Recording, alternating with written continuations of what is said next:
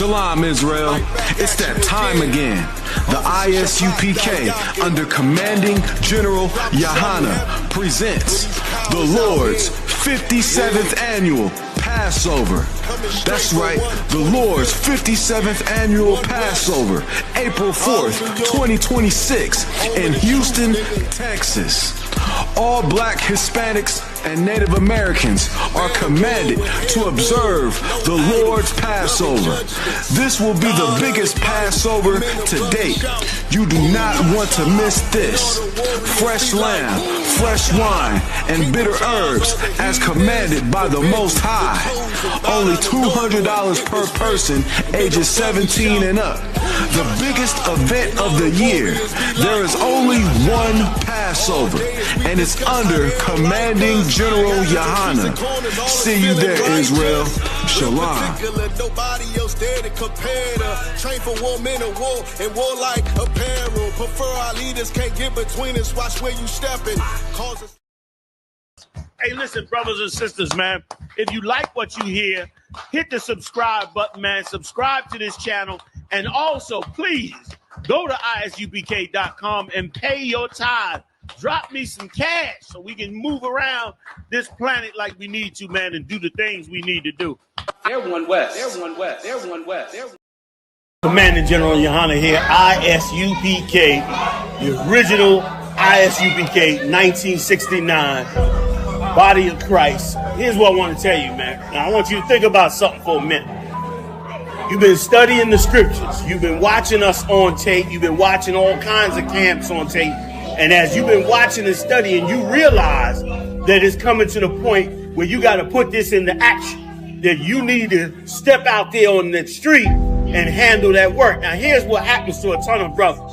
A ton of brothers go out there without coming through the school and learning what they need to learn. And what happens is they run out there and then they run into problems that they don't know about. And they try to get them problems answered online and calling brothers and all that, and it creates a bunch of confusion. And in many cases, it eventually chokes the truth. It look like it ain't gonna choke it now because you feeling strong, your energy's up. Listen to me, man. Listen to me. You understand? I've been doing this 40 plus years. Okay? Ask anybody my name. It's gonna all be bad, which it's supposed to be. All right? Christ said when they speak in all manner of evil against you, that's when you know you're doing this work. Do yourself a favor. Come to the I.S.U.P.K. first. Learn from the original school first.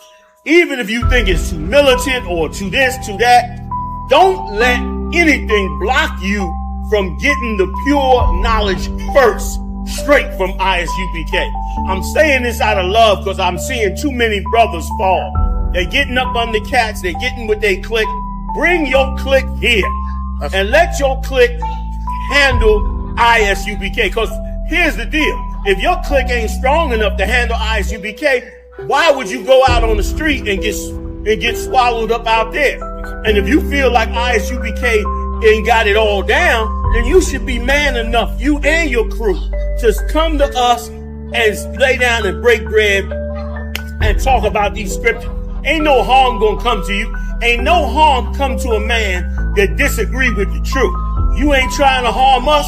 We damn sure ain't trying to harm our own. So come to the I.S.U.P.K., sit down in our classes, learn from us, and then you can make your serious decision on what it is that you're supposed to be. And I guarantee you, you're going to realize that it was much more than what you saw on that video, man. Much love to all you warriors learning, growing, and getting ready to bust out into this work. I see you soon. Shalom, family. Yeah. UPK shit, man. One West. Hey. I'm a UPK nigga, I'm stuck in my ways. That's on them, letting cowards fill up they ranks. Goddamn, lost tribes got them following waves. Loyalty a lifestyle, nigga, I'm just saying. Yeah, I'm a saint, no New Orleans is It's going up. Next spot, we at the B&B. I'm turned up. I'll pull up in the SRT. Burning rubber, hey. UPK shit. Look, met her at the club, told her pull up to the lobby. She know I'm in the coat, we're all black, no Illuminati. This my other half shit, I can't move without it. These my motherfucking brothers, yeah, what I'm gonna do without them, yeah. If it's beef, I can't wait to sink my teeth in. Niggas going overboard, they off the deep end. Why you tripping off that hoe? That's some weak shit. Told him put me in the game cause I love defense. Yeah, put me in the game, coach. Fuck you thought, ayy, he let his colors fly. He ain't cut, we cut him off. Yeah, bounce out, let my fringes swing. Yeah, I'm a dog, and she say she find me interesting. Yeah, want me to call, put me in the game, coach. Fuck you thought, ayy, he let his colors fly. He ain't cut, we cut him off. Ayy, bounce out, let my fringes swing. Yeah, I'm a dog, and she say she find me interesting. Yeah, want me to call, I ain't gotta settle, I got options, ma. No, I stand on business, my name not Tazar. I'll pop you with this pocket rock. Feed a nigga shells like a taco truck. Hey, this bitch got sound effects, it go pew pew pew. I ain't tripping on no drink, got bottles in a room. I'm in Durham, North Carolina, bitch, it's 12 a.m. Look at them, they ain't none of us and we ain't them. I told him put me in the game, coach. Fuck you thought, ayy, let his colors fly. He ain't cut, we cut him off. Ayy, bounce out, let my fringes swing. Yeah, I'm a dog, ayy, she say she find me interesting. Yeah, want me to call, put me in the game, coach. Fuck you thought, ayy, let his colors fly. He ain't cut, we cut him off. Ayy, bounce out, let my fringes swing. Yeah, I'm a dog, ayy, she say she find me interesting.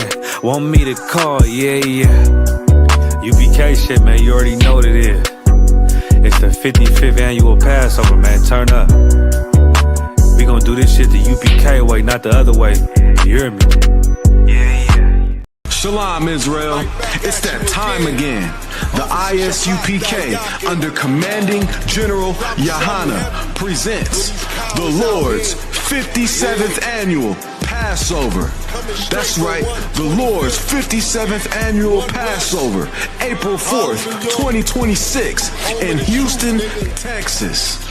All black Hispanics and Native Americans are commanded to observe the Lord's Passover. This will be the biggest Passover to date. You do not want to miss this. Fresh lamb, fresh wine, and bitter herbs as commanded by the Most High. Only $200 per person ages 17 and up. The biggest event of the year. There is only one Passover, and it's under Commanding General Yahanna. See you there, Israel. Shalom.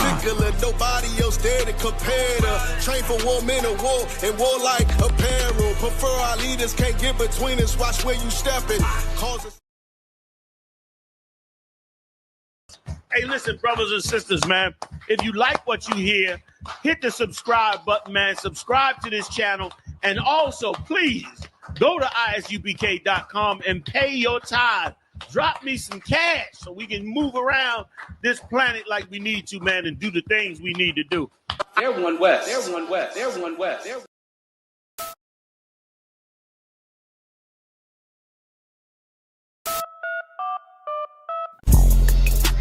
Shalom.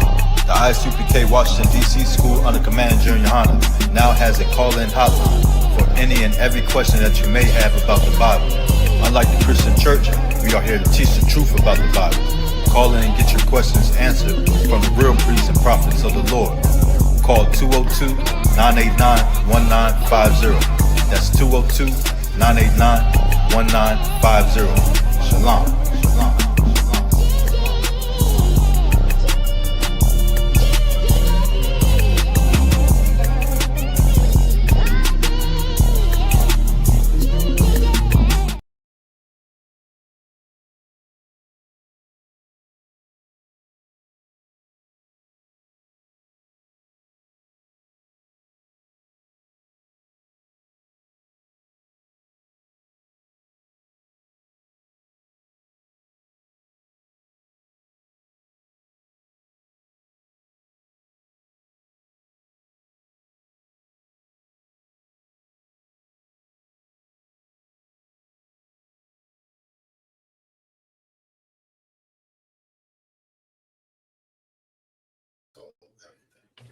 Let's see. All right, if you can hear me loud and clear, type of 1 in the chat. If you can hear me loud and clear, type of 1 in the chat. Let's see who we got with us today. I see you, Nizam, Shapara, Imawan, Kanawa, Kayabath, Kapa, Simba, Trooper Leviathan, Dantasia, Adiana, Fiery Furnace. All right. Well, we good to go then, Shapara. All right, let's go ahead and clap it up. Down right. Shalom, Israel. Shalom. Yahweh Bahashim, Yahweh Shah, Brakatham to the brothers. Yahweh Shamar, Alathan Bahashim, Yahweh Shah to the sisters. We are the Israelite School of Universal Practical Knowledge. Started out in 1 West, 125th Street, out of Harlem, New York, under commanding General Yahanna. We are not affiliated with no other Israelite group or Christian organization, and we teach the truth according to the Bible. And what is the truth? The truth is that Blacks, Hispanics, and Native Americans are God's chosen people. We are the people that God said he chose above all other people in the Bible. That never changed. You understand? We're going to go into some of that tonight, go into how the Hispanics and the Native Americans are our brothers. You understand? And how we are the chosen people of God. And that never changed. You understand? Shalom, Matham Yad, I see you. The Bible also says the white man is the devil. You understand? Shalom, Maria, I see you. You understand? I'm precinct officer 5,000. Shalom, officer, good to see you. There we go.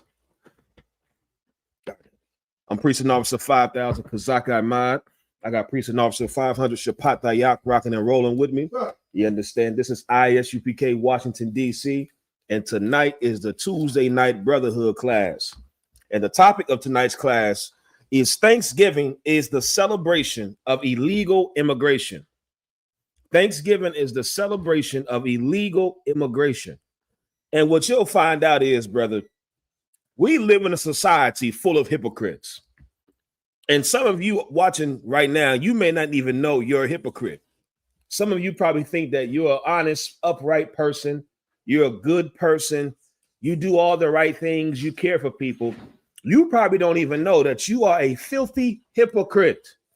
And I'm going to help you find out tonight if that's you or not. Before we go any further, you understand, make sure y'all get your travel arrangements in order for the Lord's 57th annual Passover. The 57th annual Passover, April 4th. That's a Saturday. Saturday, April 4th, 2026. It's going to be an excellent time. It's an excellent time. For those that don't know, the Passover is not optional. I know because we grew up in church and we grew up in different backgrounds that you don't have the proper reverence for structure, order, laws, commandments. Finding out you're an Israelite is not just a beautiful, it's how I want to say this. Finding out you're an Israelite is not just a celebration. A lot of people want to get online and talk about we the Israelite. Shalom, mighty man. Good to see you. A lot of people want to celebrate that we special and God's people, but you want to neglect the responsibility, the duty that comes with knowing you are God's people. Well, being the chosen people of God, we have commandments that we have to follow. One of those commandments is every Israelite has to attend the Passover. Somebody give me that precept if you could find it. Every Israelite is to attend the Passover. You understand? Let me see if I can find it for you.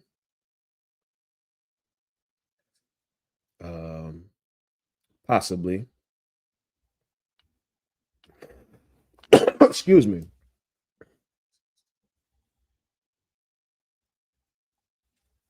Right. You can give me Exodus 20 and then Numbers 9 and 13. Shalom, Barak. Now, if y'all haven't done so, hit that like button. Hit the like button, share the stream. Let's push this truth. It's a lot of hypocrites. A lot of hypocrites that need to hear what we're going into tonight.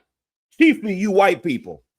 I know y'all knew I was going there next. I know it's white people that's tuning in from my page. You know, you like to troll me. That's fine. You can't troll a troll. I got two up here already, too, Priest, the water. You understand? You can't troll a troll. You understand? I was a troll before, you understand, I didn't even knew what a troll was. You white people, you don't hurt my feelings with your racism. I love when white people get on our posts and be racist because it proves exactly what we're teaching. It proves it. Like, I don't think white people ever understood that. By you being hateful and racist and responding the way you respond, you don't win people over that way. You make it that people are saying to themselves, well, this might be what he's talking about right here. He might have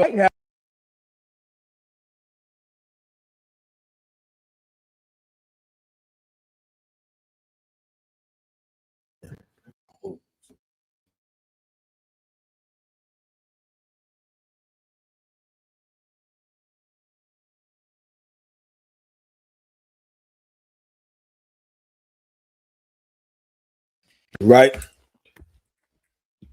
Shalom, Trooper Shalat, I see you, mighty man. You might just find out that we have a just cause for feeling the way we feel about white people. The water out of you now. How do we sound now? We back? We good to go? I think we should be too wide.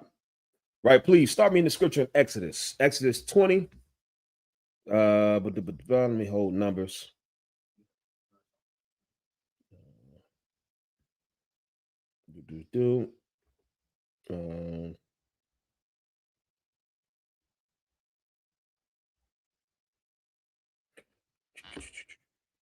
No, give me numbers 9 and 13 for time's sake. We'll just skip straight to the point.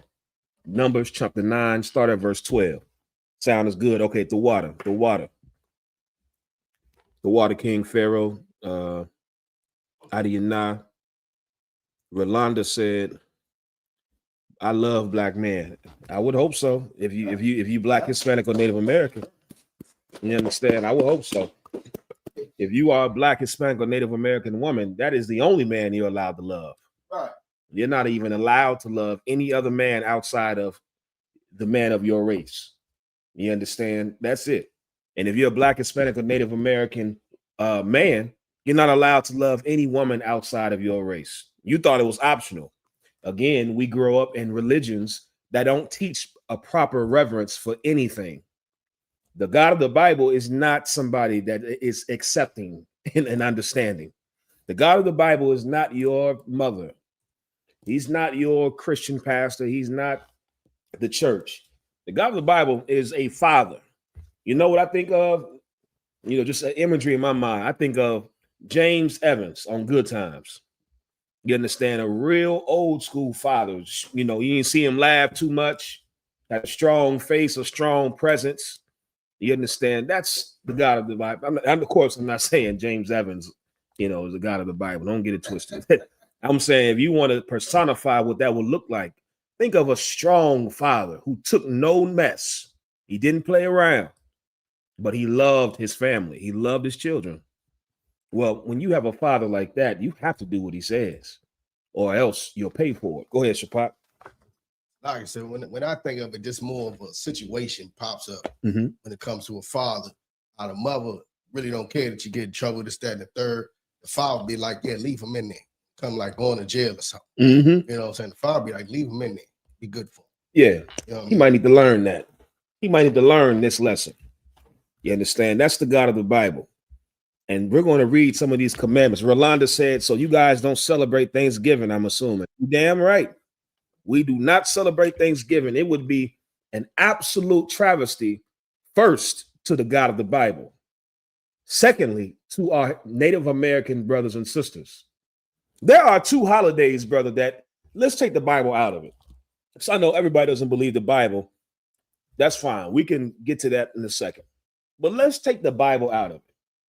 There are two holidays that if you are Black, Hispanic, or Native American, to celebrate these two holidays is extra egregious. It really, you are a step and fetch it Sambo coon to celebrate these two holidays. Anybody want to give it a shot?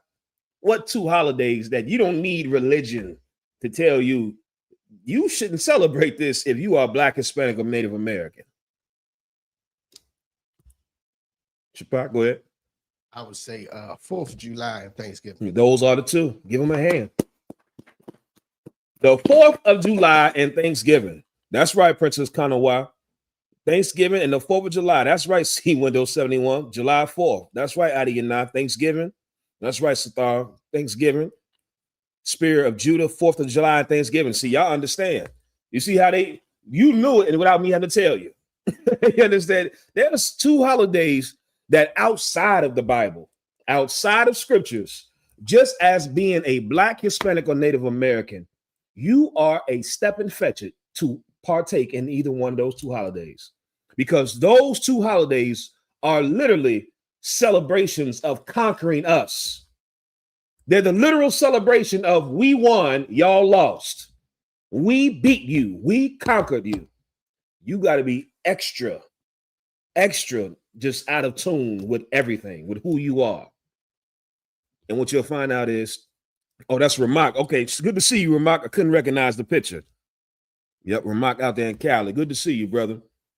Fiery Furnace said Thanksgiving and 4th of July. That's correct. It makes no sense, even outside of the Bible, for you to celebrate 4th of July and Thanksgiving. They were established by white men to commemorate them conquering us, them using us, stealing from us. I don't know about you, but when you bring the scriptures into it, forget about it.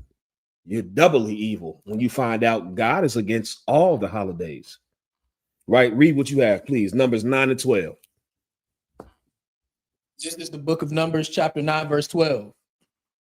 They shall leave none of it unto the morning, nor break any bone of it. According to all the ordinance of the Passover, they shall keep it. According to all the ordinances of the Passover, you shall keep. Another word for ordinance is a statute or a law. The Lord has given us now ordinances, commandments, rules that we have to follow regarding the Passover. Let's keep reading.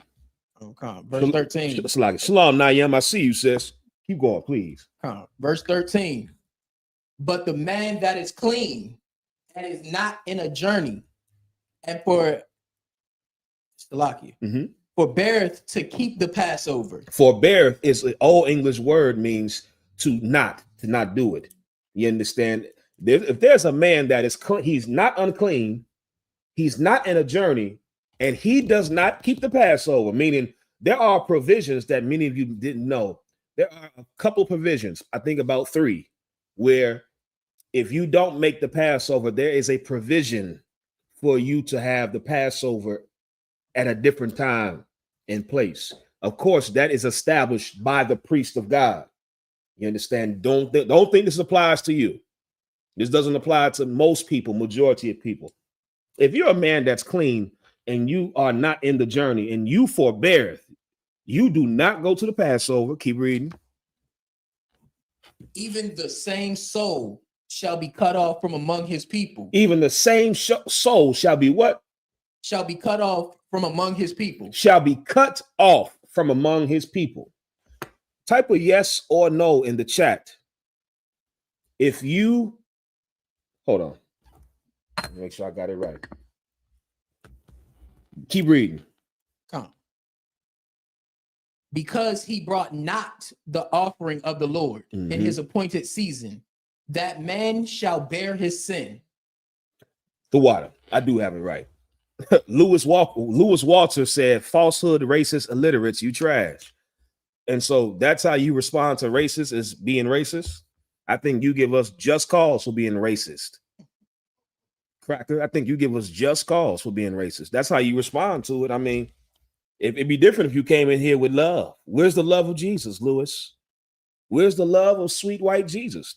That's how you win over hearts. Yeah, I'm glad you came in the way you are. And I'll continue to hate your people because God hates white people.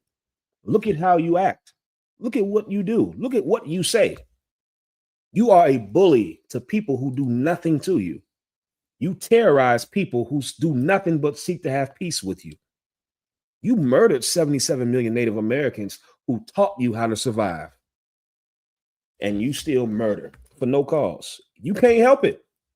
You cannot help it. It's who you are. It's ingrained in your DNA. God created you to be like that. If you think I'm lying, tell me to prove it and I'll prove it to you.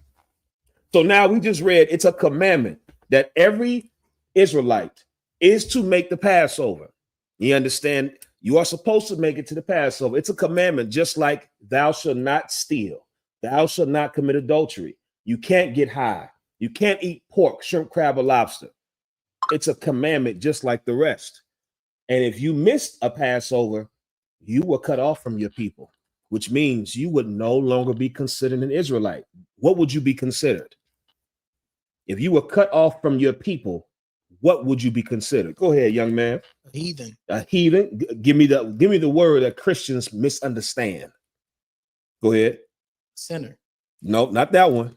It's the same as heathen. You right when you said heathen, but give me the word that Christians don't understand what it means. If you were cut off from your people, cut off from the congregation as an Israelite, what would you be called? Princess Kanawa got it. You understand? A Gentile. You would be considered a Gentile. You would be considered a non-Israelite. As an Israelite, you can fully be born as an Israelite and be considered not an Israelite because you were cut off. Go ahead, Shapak. Okay, I'll fix that. The water for telling me too. That's right. Kapa, Spirit of Ramak, Trooper Leviathan, Sea Window. That's correct. A Gentile. Shalom, just art and paint. So let's find out now if any of you will be considered a Gentile. Type a yes or no in the chat if you've missed one Passover your entire life. Type a yes or no if you've missed one Passover your entire life. You understand? So let's say, how old are you? Let's say you 35. You're supposed to have made it to 35 Passovers.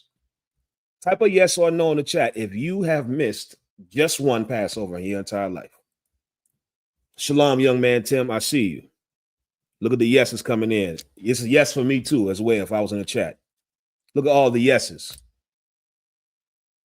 Here's why we need Christ. If anybody didn't understand how the New Testament and the Old Testament agree, this is exactly why we need Christ. Because all of us that said yes, which it looked like every last one of us, I didn't see no no's in here, which means every last one of us, brother, before Christ would not be considered an Israelite. You would not be able to call yourself an Israelite. You would not be able to come around Israelites. You would be treated like a Gentile, like a heathen, like a non-Israelite. Anybody that said yes, you should thank the Lord for Christ. You should remember and thank the Lord for Christ because he is the only reason why us today, being of the bloodline of Israel, could even consider ourselves Israel again. That's what you read in the scriptures when it talks about Paul and the branch being grafted back in and the adoption. That's not talking about bringing white people in the fold. That's not talking about bringing heathens in. That's for you. That's for me. That's for any of you that said yes. The people that are of the tree. A family tree is, again, a tree is synonymous with your family. That's why they call it a family tree. The people that are of this family tree by blood, but the branch has been broken off through various things. You know what else you would have to be cut off your people from? Brother, this is sad when I hear this one. If you were born with a cleft palate, some of you don't know what that is, a cleft lip or a cleft palate. It's where you see them kids and it's like there's a split in their lip, right? You understand? They got a split in their lip. They didn't control that. They had no control over that. They were born like that. Guess what? You were cut off from being amongst us. Guess what else? Little people, we used to call them midgets, but I think that's politically incorrect to say. You understand? Midgets or little people. If you were born a little person, you couldn't come around us. You were cut off. A flat nose. You understand? I ain't talking about the noses that we have, because our noses are flatter than the white man. I'm talking about you'll see it. there's from the profile on the side, you'll see it's like a indent where a nose is supposed to come out. You couldn't come around us. Brother, there were many things that will make you cut off from being considered an Israelite. This is who Christ came to get. This is who Paul went to go get. The Israelites who, for many different reasons, were cut off from being considered Israel. Please, Shapop. Like if I made somebody one thing that would have cut a lot of us off, other than the cleft lip, if your mom's was a heathen. Yes. If your mother is not Black, Hispanic, or Native American, you couldn't come around us for 3 generations, which means you, your child, and your grandchild was not considered Israelites. No matter you are of the blood, the same family, same bloodline, which means, brother, say for instance, you are a Black, Hispanic, or Native American man, and you got one rib that's an Israelite, and you got a child with her, and then you got a heathen rib, you got a child with a white woman. Brother, these 2 siblings are going to grow up in 2 different lives, cultures.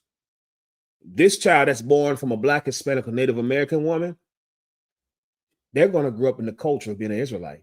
This one born from a white mother, they're going to grow up living like a white person. You understand? They can't be considered an Israelite until the 4th generation. There are many things you'll read about in the Bible that has cut us off. Christ is what brought us back. The sacrifice that Christ did is what brought us back. And today we're able to say, I'm an Israelite from the tribe of such and such. Don't forget that as Satan is testing you on how hard it is to get to the Passover. I bring all that up to say you are going to have tribulation and trial on making it to the Passover.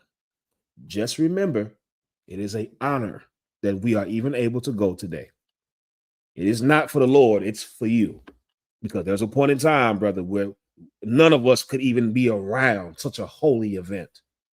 None of us could even think to come to such a holy spectacle and celebration. And now, because of Christ, we all can come as Israelites. Really, if you make an excuse to not make it, brother, you just go back to getting high. Go back to getting high, sleep with whores, leave your husband. Just live your life however you want to live it, because it is a travesty to not come to the Passover if you're an Israelite. You understand? I see you, young man. Tell me, can we get the sign-in link? Absolutely. Princess Conaway said, it's crazy how many fake Israelites with white mothers are teaching the nation and leading them astray. Well, that's okay. The thing is, the problem is them not having heathen mothers. I hope everybody understands that. All these things we just listed for being cut off, you're not cut off anymore because of that, because of Christ. So a midget can come in here. If you are a midget, Black, Hispanic, or Native American, water yourself up in here, man. You are brother and sister, man. Come on in here with us. You got a cleft lip and palate, come on in here with your brothers and sisters. You got a flat nose, come on in. You missed all the Passovers, come on in. Your mother is a white woman, she's an African, she's an East Indian, she's some heathen, you come on in. Because that was the whole purpose of Christ. So, Princess Conaway, the problem is not them having heathen mothers. The problem is they're trying to teach and they're not authorized. They're not in here, so they're not authorized to teach. They have to be in here. You understand? And they just follow the long line of vagabond Jews who tried to go do things on their own. And of course, it amounted to nothing. Shalom, Yahanna, I see you. Right? So now I had some questions from the last class. Some heathen had questions. I want to get his questions. Let me pull it up. I'm going to send you the screenshot of it. No, that's not where it's at. Right? If y'all haven't done so, make sure you like and share the stream. Hit the thumbs up. Right? Where's it at? Live last week. Yeah, he had like 4 questions. Okay. I don't know if this is a heathen. Let me not say that. I don't know if this is a heathen. His name is Free Truth Now. If y'all know who that is, if you're listening to Free Truth Now, I don't know if you're a heathen. You just can chime in. I'm gonna get your questions. You typed about a couple questions on the last week's class video. Shapar, which one is easier for me to send it to you? Text message. Okay. Oh, I ain't see you text me too. So lock it, please. Right. If you could give me Hosea chapter 4, verse 6.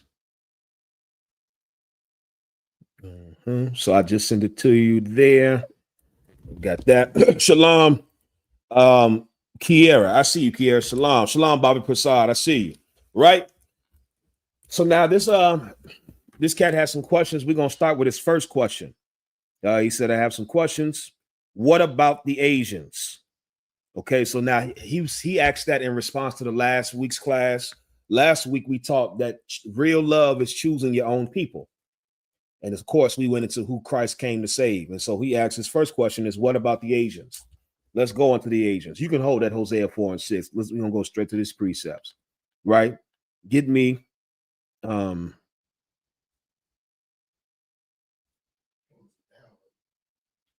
is having a problem download? Okay. Give me Deuteronomy chapter 23. Start at verse 1. Right now, I'm gonna show you right here why we don't allow Asians in here. I know a lot of you brothers, when I was coming up, brother, the way brothers watch anime now, and there's nothing wrong with anime because, you know, we used to watch it too. The main one was Dragon Ball Z.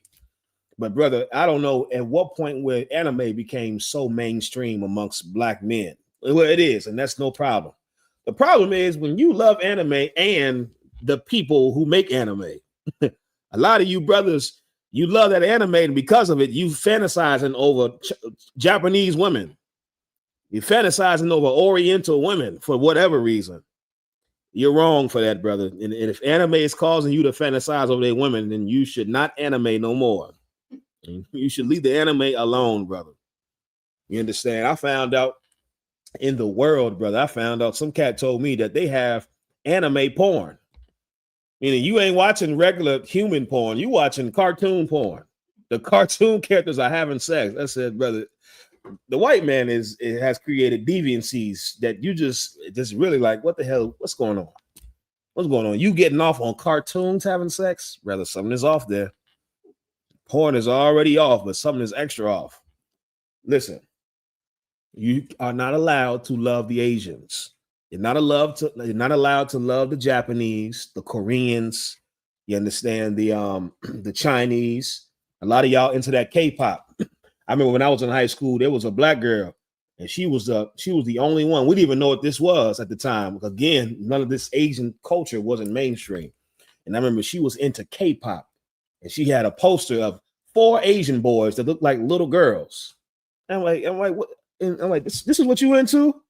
I'm like, regular girls like B2K, and you got a poster of 4 girly looking Asian boys. And then come to find out, brother, it blew up. You know, now all black kids damn near love K-pop, Korean pop music. You understand? They got a movie out called Demon K-pop or something like that. The kids love it. There's nothing wrong with loving those movies. The problem is if that type of media you're consuming causes you to love their people. That's how the girl I went to high school with was like. Her name was Erica. I'll never forget it. She was lusting. She wanted her an Asian boyfriend because of this K-pop group. I said, well, surely you should stop listening to that. You understand? If this music got you one, these girly looking men, that something is off with that. I knew that in high school. Go ahead, Shapak. Like, the crazy part is probably any Asian dude that would have came in school, geek, yeah, whatever, she would have wanted him. Mm-hmm. He could have been lame, anything. She would have took him because she's obsessed with his culture.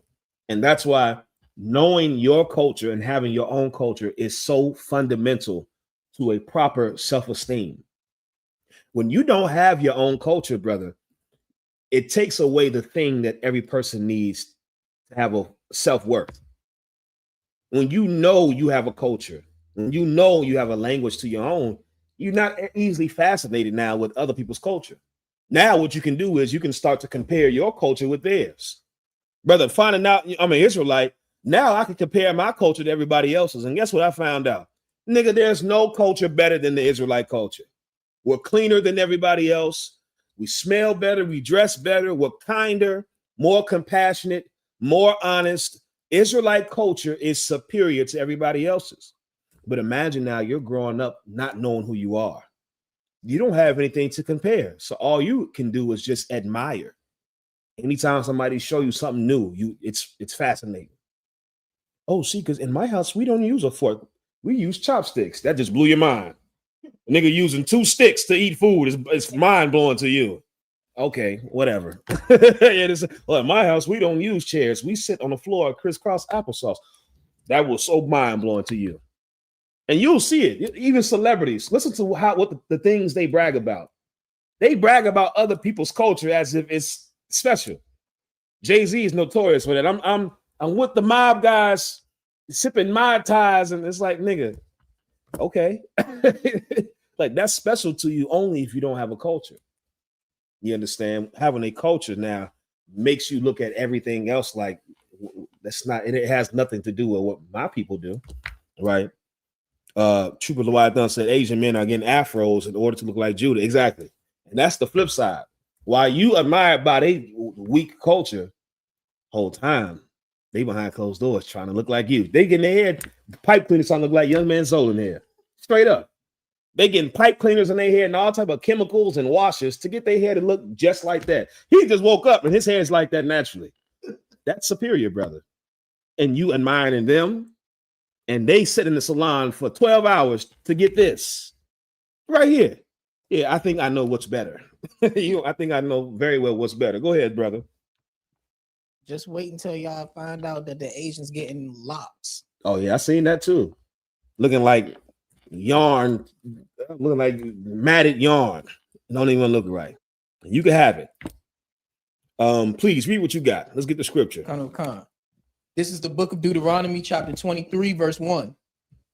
He that is wounded in the stones, or hath his privy members cut off, shall not enter into the congregation of the Lord. Here we go. I was just telling you there were many things that stopped you from being amongst the Israelites.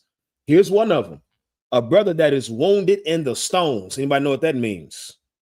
A brother that is wounded in the stones, or have his privy member cut off. What does that mean? Go ahead. His genitals, like they don't work or something like that. He has a genital deformation. Something is deformed about his genitals. There are men, it's very rare, but it happens. There are men that are born without testicles. You understand? They have surgery now to fix it. There are men who are born and his testicles didn't fall. A lot of people don't know your testicles start up here where a woman's ovaries are. Your testicles start up here, and when you're born, before you're born, through the development process, a boy now, they turn to testicles and they fall. Well, there were men that, for whatever reason, they didn't fall, and so he was born without testicles. He couldn't come around us. They got surgery for it now, you understand? But before then, brother, you can't come around us. We don't know what's wrong with you. This is not an Israelite. Go ahead, Shapak. Some of these rude females would kick you there. It would hurt way up in your stomach. Yes, that's why still to this day, pain there, the sensation you feel it in your stomach, because that's where they originate from. All the nerve endings go up there. You understand? When it says he had his privy member cut off, a lot of times when we went into slaveries or captivities, this is famous with the Arabs. They were known for castrating black men and putting them in charge of their harems. But they would do that because they knew if they didn't cut off the scrotum or the penis of black men, all of these Arab women would want to go ahead, do your thing. All of these Arab women would want to have sex with this Israelite man. And so what the Arabs would do when they captured us and took us into slavery, they would cut off, they would castrate the genitals of black men. Once you cut that off, really your sexual desire goes with it. You understand? And so they now can trust that black man who's castrated to be in charge of his women, all of his wives and concubines. You understand? Well, the Bible is saying any man that has those deformities or has something wrong with his privates, he can't come around us. You brothers that got problems with your privates, you better thank the Lord for Christ. because you couldn't come around us. You understand? You can come around us now. You understand? Because Christ died so that you can be considered who you are by blood, an Israelite. Please keep reading. Verse 2. A bastard shall not enter into the congregation of the Lord. We're reading more things on why you wouldn't be considered. A bastard shall not enter into the congregation of the Lord. Go ahead. Even to his 10th generation shall not enter into the congregation of the Lord. Even to his 10th generation. Forget about it. Keep reading. Now, here's what you need. His first question was asking about what about the Asians? Here's why the Asians can't be accepted amongst us. Please. Verse 3. An Ammonite or Moabite. Ammonite. Or Moabite shall not enter into the congregation of the Lord. Stop right there. You understand? The Bible is saying an Ammonite or a Moabite shall not enter into the congregation of the Lord. You understand? Keep reading. Even to their 10th generation shall they not enter into the congregation of the Lord forever. Forever. Ammon and Moab come from Lot. Lot is the nephew of Abraham. So Asians are Shemites just like us. However, Asians are the product of Lot, his two daughters having sex with him. You got to read the story of Sodom and Gomorrah. Lot, the angels told Lot to take his family and leave out of Sodom and Gomorrah now because the Lord is getting ready to destroy this place. As they were leaving, you heard the famous story. Lot's wife turned around and she was destroyed. You understand? She was destroyed. She could not escape. She could not let go of the old life behind her. She could not let go of the things of Sodom and Gomorrah. She was in love with the old life, and she was destroyed because of it. So the only people that survived from Sodom and Gomorrah was Lot and his two daughters. Well, they were in the wilderness in some mountains, and his daughters, being simple, thought that they would never get married. They would never have men because everything that they just knew was destroyed. Of course, there were other men in other cities, but these were girls who were simple, and they told themselves in their stupidity that there's no men for us to marry. We won't be able to have kids. They decided to get their father drunk and have sex with their father. They got Lot very, very drunk, and each one of them, two daughters, had sex with Lot, and they both had sons. And those sons were Moab and Ammon. And that's why Asians look the way they look. You understand? That's why they look the dunk-a-dunk. That's the best way I can say it without getting flagged. That's why they look retarded. You understand? That's why they look retarded. We done said much worse things on here. That's why Asians look that way, because they are the literal product of incest. Right. You understand? In the old dictionaries, there was a term called mongoloidism. The water, please read what you got. Sir. Mongoloid, of or relating to a group of people formerly considered to constitute a race of humans having Asian ancestry and classified according to physical traits such as the presence of an epicanto fold. Right. It means they ugly. Right. They weird looking. Like what I mean. Go ahead. So, basically, by the story, how we look at it today. So if their two mothers were sisters, that means they're cousins. Right. And if both their fathers are the same man, that means they're brothers and cousins. Right. Yeah, hills have eyes. That's right. The hills have eyes, brother. These were two funny looking children. And from these two sons is where you get the Asian race. Moab and Ammon. Moab would be the Chinese people. Ammon would be the Japanese. All the other Asian races stem from either the Chinese or Japanese. You can just ask an Asian and they'll tell you. You understand? If you go back far enough, all Asians either come from the Chinese or the Japanese. Moab and Ammon.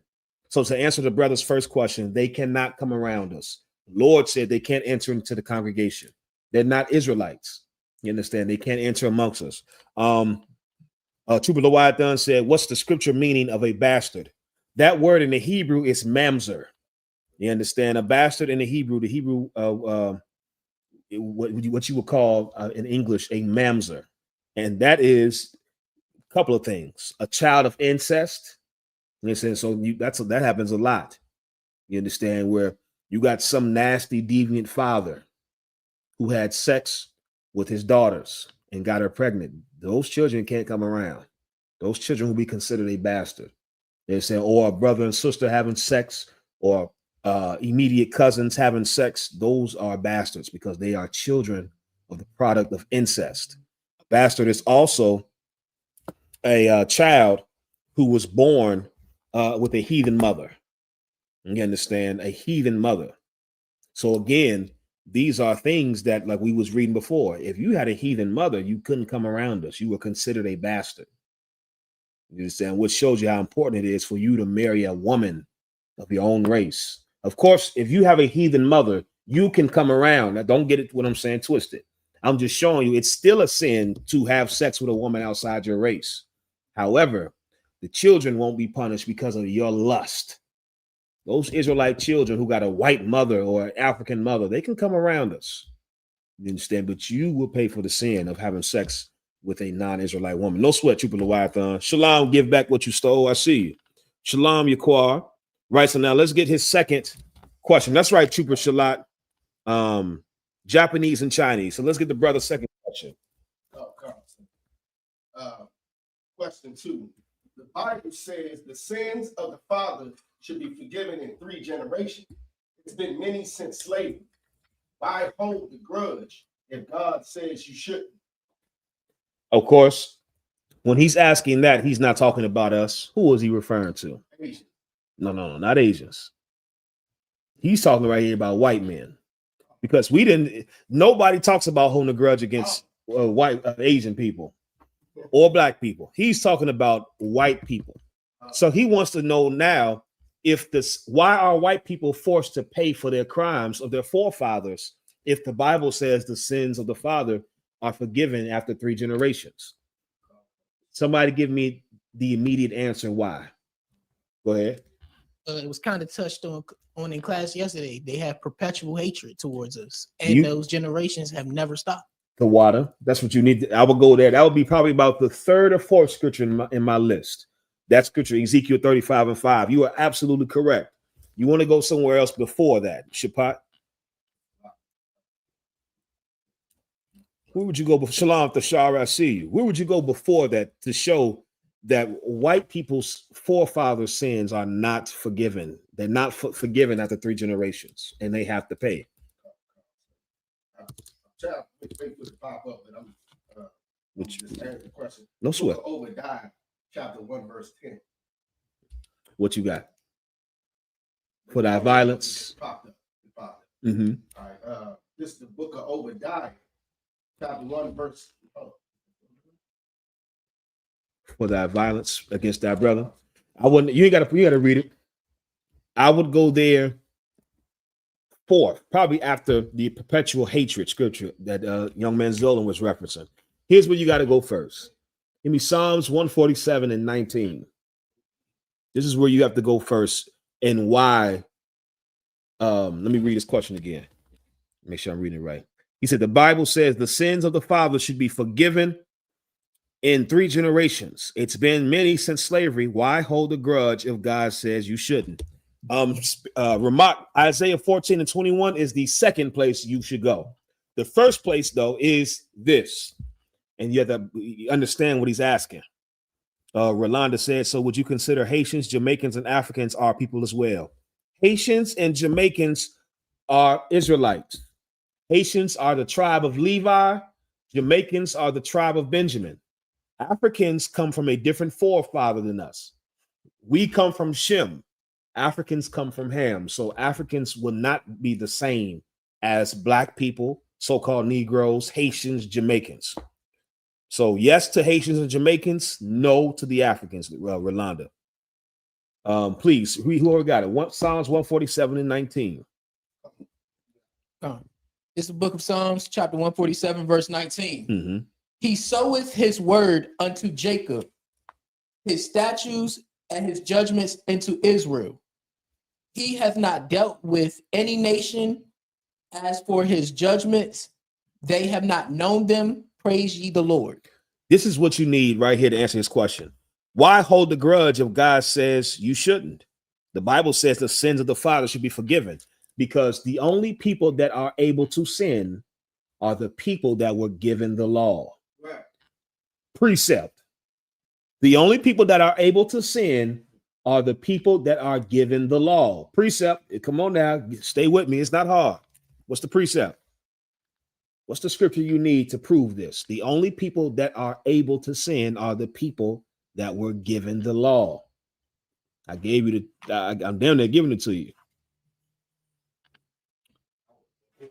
Give back what you stole, sis. Like I said, please forget Isaiah 58:1. That was the wrong verse I called for. No sweat, mighty man. No sweat. What's the precept you need? I might have to give it to you for time's sake. Go ahead, Shapai. Definition is sin. 1 John 3. Yes. The only way you can sin is if you were given the law, because sin is the transgression of the law. 1 John 3:4. You understand? That's the Bible. So when it's talking about the forefathers, the father's sins being forgiven after 3 generations, who is this talking to? Us. It's talking to Israel. Right. It's talking to the people that were given the law. We just read it. Read it again from the top. Okay. He soweth his word unto Jacob. He showeth his words unto Jacob. That Bible that everybody is reading are the words of Jacob. That's what the Lord says. He showed his words to Jacob. This is who the Bible is for. Jacob, the forefather of the 12 tribes of Israel. Keep reading. Okay. His statutes and judgments unto Israel. Jacob and Israel is the same person. The Lord is saying the laws, which are the statutes, and the judgments, the punishments for breaking the laws, that's only given to one set of people. There are only one set of people that can sin, because there were only one set of people that was given the law. Sin is the transgression of the law. You understand? So, of course, you have to establish that. So this is why first you got to establish this truth free some now, right? So now give me Isaiah 14:21. Look at Isaiah chapter 14, verse 21. Prepare slaughter for his children, for the iniquity of their father. This is why it's telling you that. What's another word for iniquity? And don't say sin, because we just established that they can't sin. What's another word for iniquity? Go ahead. Lawlessness. Give me a better word. That's true. Give me the word that we all know. That's exactly what you just said. Crime. The water. Give them a hand. You understand? The crimes of your forefathers. That's right, Ramat. Crimes. That's right, Trooper Leviathan. Crimes. Princess Conwa said wickedness. That's true, but we don't refer to it. Can't be wickedness because they weren't given the law. So you want to use the word that's practical, which doesn't mean sin. Crimes. White people have committed crimes, brother. George Washington, Thomas Jefferson, these white men that established this place, they committed crimes, serious crimes, and never paid for them. Do y'all know that the last survivor of Black Wall Street, the massacre, she died the 24th. What's today? 25th? She died yesterday. The last survivor of the Black Wall Street massacre, she died yesterday, brother. And I damn near want to shed a tear because that sister went into her grave without getting justice. Without getting justice. You mean to tell me that that's forgiven? No. No. God says he will forgive the sins of our fathers. The things that we do, the Lord will forgive. The white man, he's not the children of Israel. So the things that he do, brother, he pays for. He's going to pay for it. He has committed crimes against God's people. And that's why the Bible says, prepare slaughter for his children, for the iniquities of their father, for the crimes of their fathers. We not holding a grudge. God is holding a grudge. Yeah. Keep reading. I know come. Shalom, tea time. I see you. Isaiah 14:21. That's right, Kamar. They got to pay. That they do not rise, nor possess the land, nor fill the face of the world with cities. For I will rise up against them, saith the Lord of hosts, and cut off from Babylon the name and remnant and son and nephew, saith the Lord. I don't know about you, but it don't sound like we got a grudge. It sounds like this is God has a grudge. He doesn't want white people to even rise up to even feel the face of the earth with cities anymore. The day of white people being governors and mayors and congressmen and senators and presidents and hell, in the kingdom of heaven, a white man won't even be in charge of an HOA. You're not going to sit in any seat of authority in the kingdom of heaven. The Lord is going to make sure of it, because the Lord said the moment it looks like you start to rise, he's going to rise against you, because we see what white people do when they have power. We see what you do. There was a firefighter, brother, that came into a slave, and some white fireman was tying a noose, and the black firefighter walked in, and this cracker waited for this black firefighter to come in and tossed him the noose. And the brother asked him, "What's this?" The devil said, "I wanted to see if you knew what knot this was." And the brother said, "Yeah, this is the knot that you used to hang my ancestors." And of course, he has a $25 million lawsuit now. Brother, this is a firefighter. These are people we have to call and count on them to pull us out of a fire. Right. We have to count on them being in authority to save us. And this is how he feels about us. It's quite clear you should not be in any position of authority. A firefighter is a position of authority. Right. A nurse, a doctor, a police officer, a lawyer, a judge, that's a position of authority because people count on you. Yeah, the Lord doesn't want that because we're seeing what you do. Go ahead, Shapai. Yeah, two things I made brought in mind 2 years ago or a year ago. A firefighter in Virginia, he got suspended or something like that because he was in a picture throwing up white power. Yes. White power sign. And about me, I've been hearing it since I've been in the school. You know, so I.S.U.P.K, we always say on the podium, it's gonna be a time where you're gonna have to go to a museum to see a white person. That's right. And basically, I think a lot of people would use this verse right here.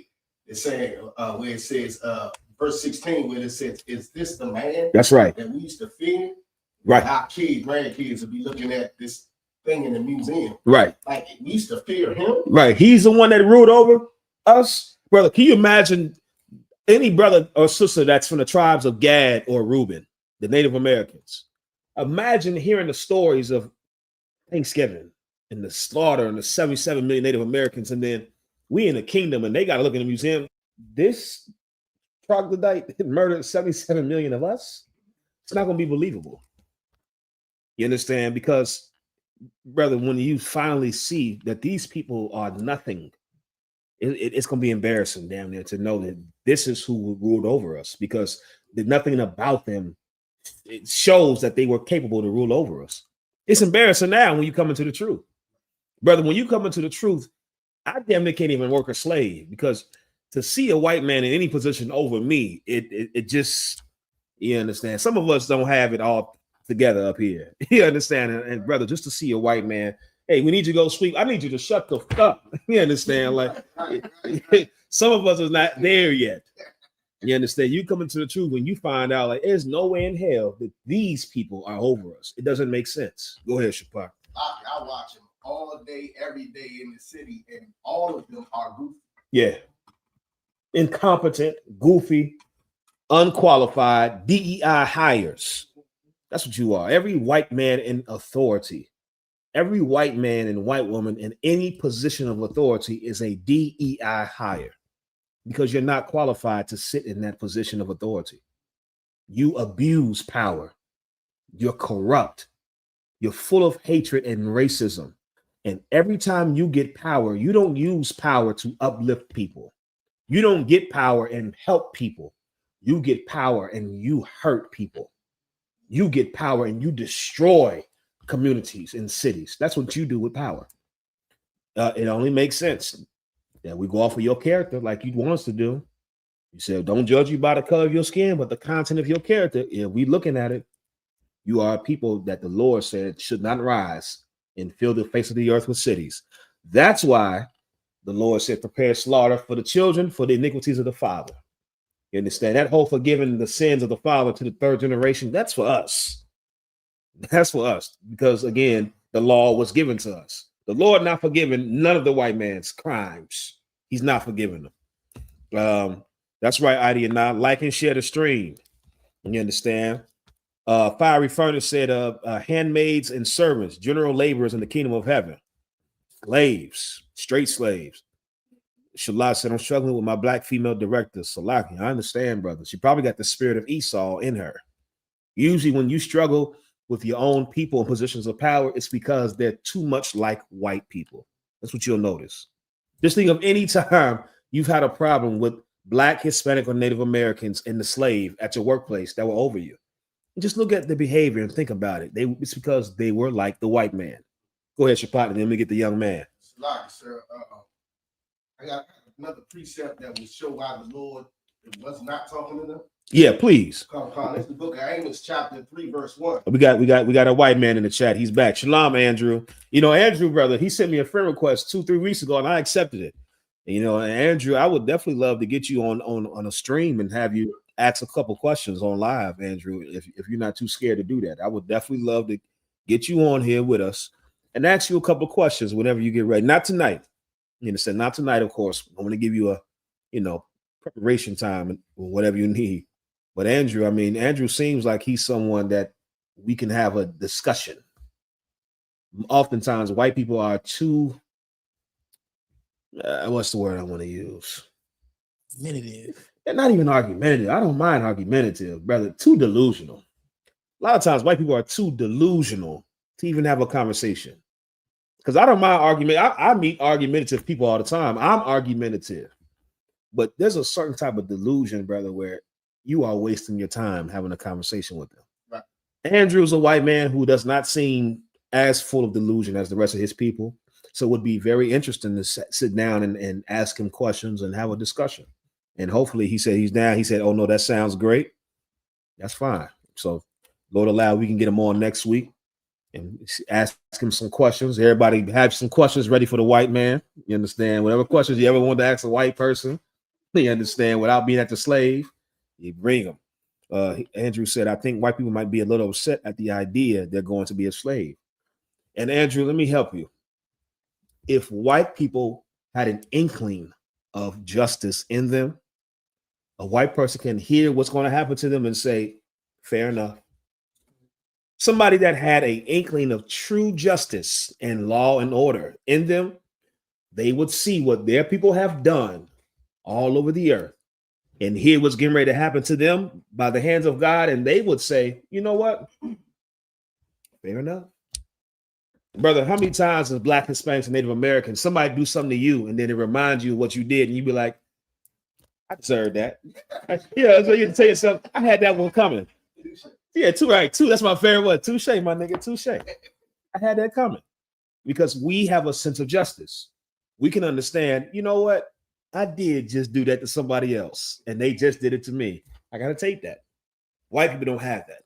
They don't have that in them to say, this is right because I did this and now somebody's doing it to me. The Lord is going to now make it happen regardless. So white people being upset, Andrew, at that idea is just further proof that we shouldn't rely on them as the moral authority because white people are never going to make the right decision if it means it indicts them. White people are never going to tell the truth if it means it indicts them. Please go ahead, brother. I noticed he didn't say he had a problem. Well, yeah. Well, that's one of the questions we're going to ask him. You understand? I definitely want to get on there and see what see where exactly he is with it. You understand? He said, I'm not a big eye for an eye guy. I'm willing to prove that you are. You just haven't been put to the test. Every white person I've met is a big eye for an eye guy if they are the victim receiving justice. White people, all of a sudden, when it's time to get the judgment, now it's compassion, forgiveness, mercy. But when somebody harms you, it's payback. And the Lord wants me to have justice. Oh, see, y'all cheered when Osama bin Laden was killed. You was out in the streets in D.C., taking your ties off, swinging around your head. North Carolina. You was celebrating in D.C. I remember. I sat and watched y'all like, look at these cavemen right here. You cheered and celebrated lit bonfires when you just found out that Osama bin Laden was killed. White people, you believe in eye for eye when you're on the receiving end of justice. But when you're on the receiving end of judgment, all of a sudden, well, we have to rethink this and we have to move past it. No. You understand? Please, Shapok. Like I've learned to test them out. One way to test them out, I learned here is start off the conversation by asking them if they think it's fair and just that Nazis were brought to trial and the Jewish man got, he got justice. Right. But then right after, ask them about slavery, and they're gonna show their colors right then and there. Was you with me when we went and interviewed the devil in DC in front of the White House? That was you. Shapok, I think about that all the time, and it's the perfect example of what I'm describing. Me and Shapok, this was about 3-4 years ago. We went out and did interviews out in the cold. It was cold that day too, in front of the damn White House. And there was some devil out there, and I asked him about Jewish people getting I asked him about black people getting reparations. And he said, well, he had so many excuses on why that didn't make sense and why it shouldn't happen. And then I asked him, well, how do you feel about Jewish people when they got reparations after World War II for what happened to them by the Nazis? And brother, his whole tune changed. Well, reparations are necessary when the people are harmed and hurt. His nigga went into a whole dissertation and presentation on why the Jewish man needs reparations. Brother, I literally asked him the same question, and he couldn't even see that he answered the same question differently when his people are on the receiving end versus somebody else. Right.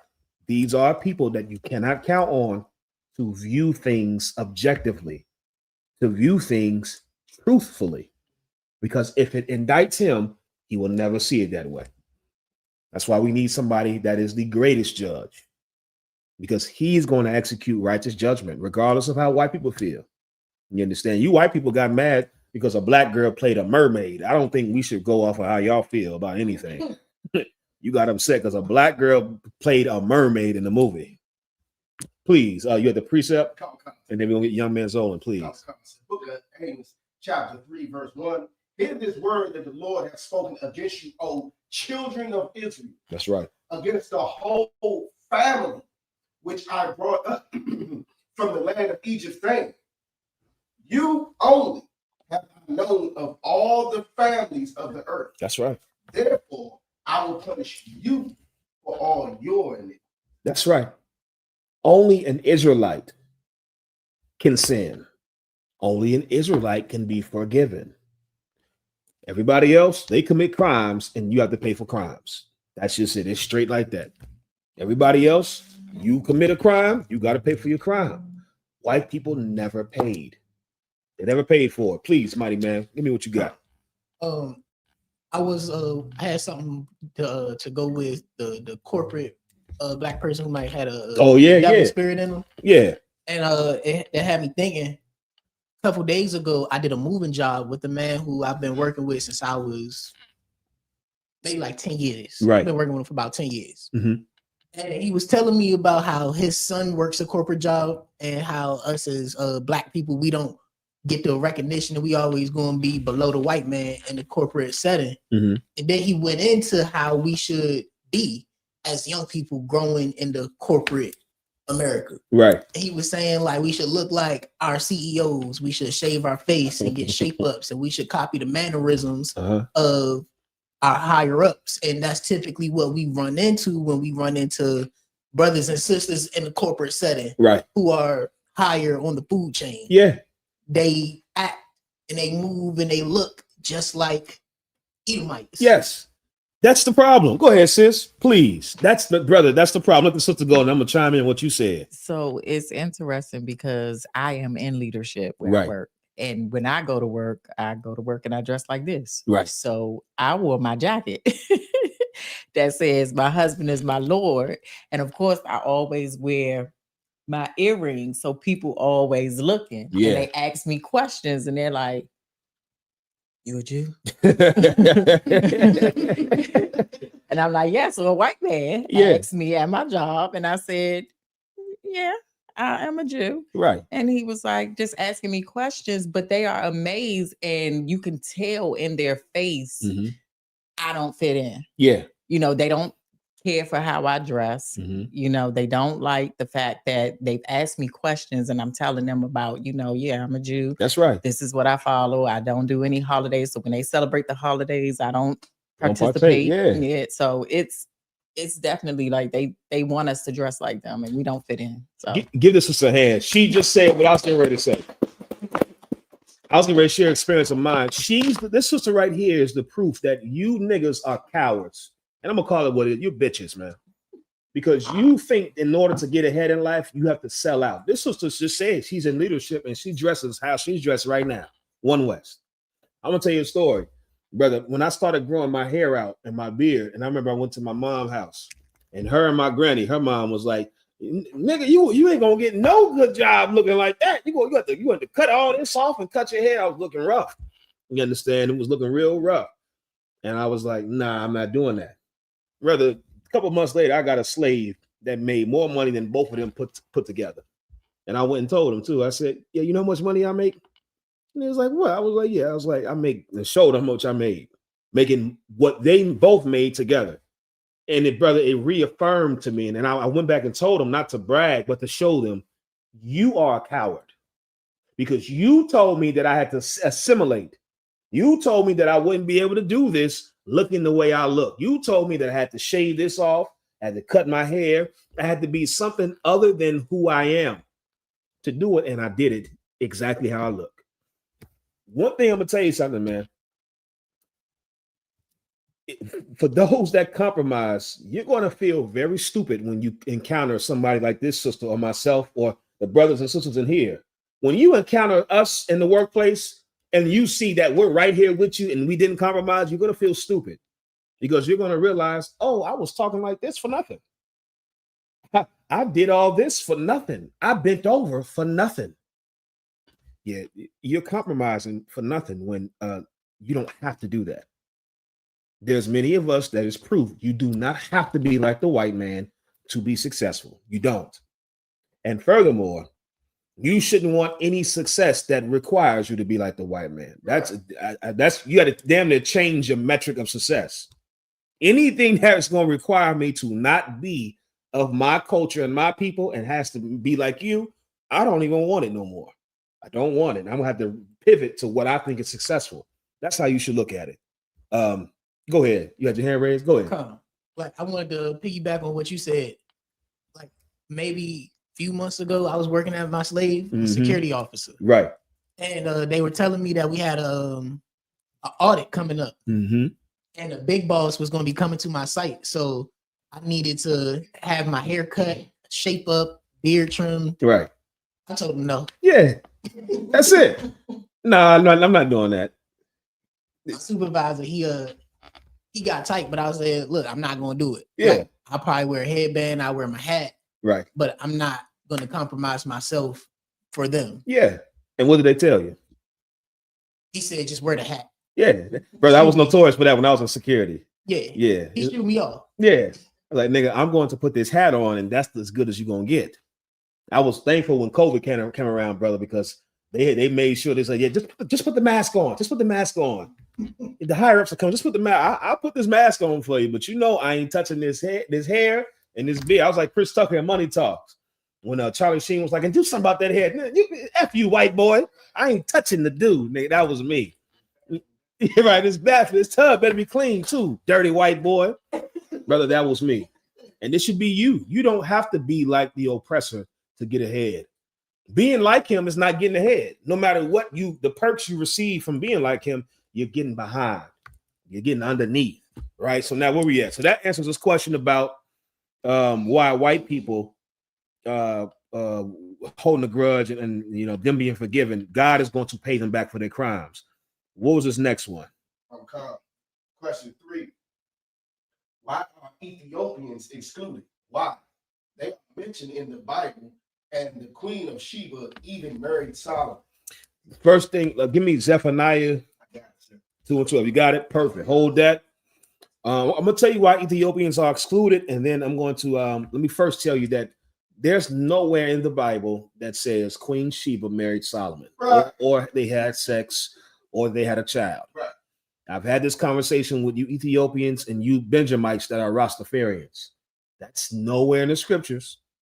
If it's in the Bible, again, I'm always open to learning.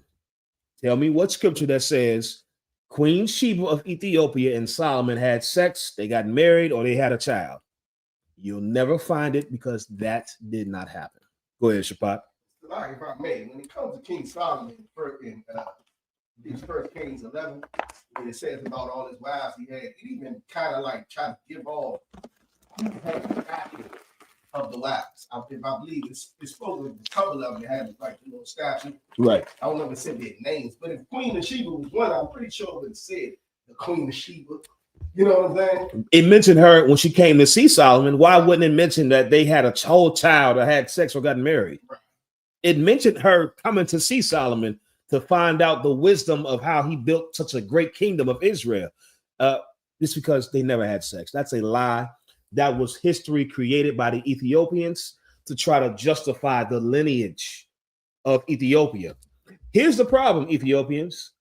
Hypothetically speaking, if King Solomon did marry Queen Sheba and had a child, guess what that child would not be? This is what they don't ever consider. Right. If King Solomon married Queen Sheba of Ethiopia, an Ethiopian woman, and they had a child, guess what that child would not be? Rastafarians, Ethiopians. What would that child not be? Ethiopian. Right. You are not accepted amongst us, and you tried. That's right, an Ethiopian. That's the water princess kind of watch. Shalom, Kwamada, I see you. You Ethiopians, you try to find slick ways to include yourself, just like every heathen does. If King Solomon, an Israelite man, had a child with an Ethiopian woman, that child would still be an Israelite. You still wouldn't be included with us. That particular lineage would just be Israelite men. Thankfully, we ain't even got to think about all that because it didn't happen. There's no proof that it happened either. You understand? Here's why we don't include Ethiopians. Please read what you got. The book of Zephaniah, chapter 2, verse 12. Ye Ethiopians also, ye shall be slain by my sword. Yeah, you Ethiopians, you got a lot to pay for too. You understand? I ain't got to go in biblical times. I see how you do in DC. You Ethiopians are foul to black people in DC. You understand? Foul as hell. Took over U Street. Smoke shops everywhere. You Ethiopians, I can give you many reasons why you deserve to be slain right now. Forget about what you have done to the children of Israel all throughout history. The Lord said, you Ethiopians shall be slain by the Lord's sword because of your crimes. Right. You have committed crimes against blacks, Hispanics, and Native Americans too, and you never paid for it. And one of the crimes you commit is lying that you are a part of us. And now you got Benjamites all throughout the islands praising a filthy, skinny, bobblehead Ethiopian like he's the son of God.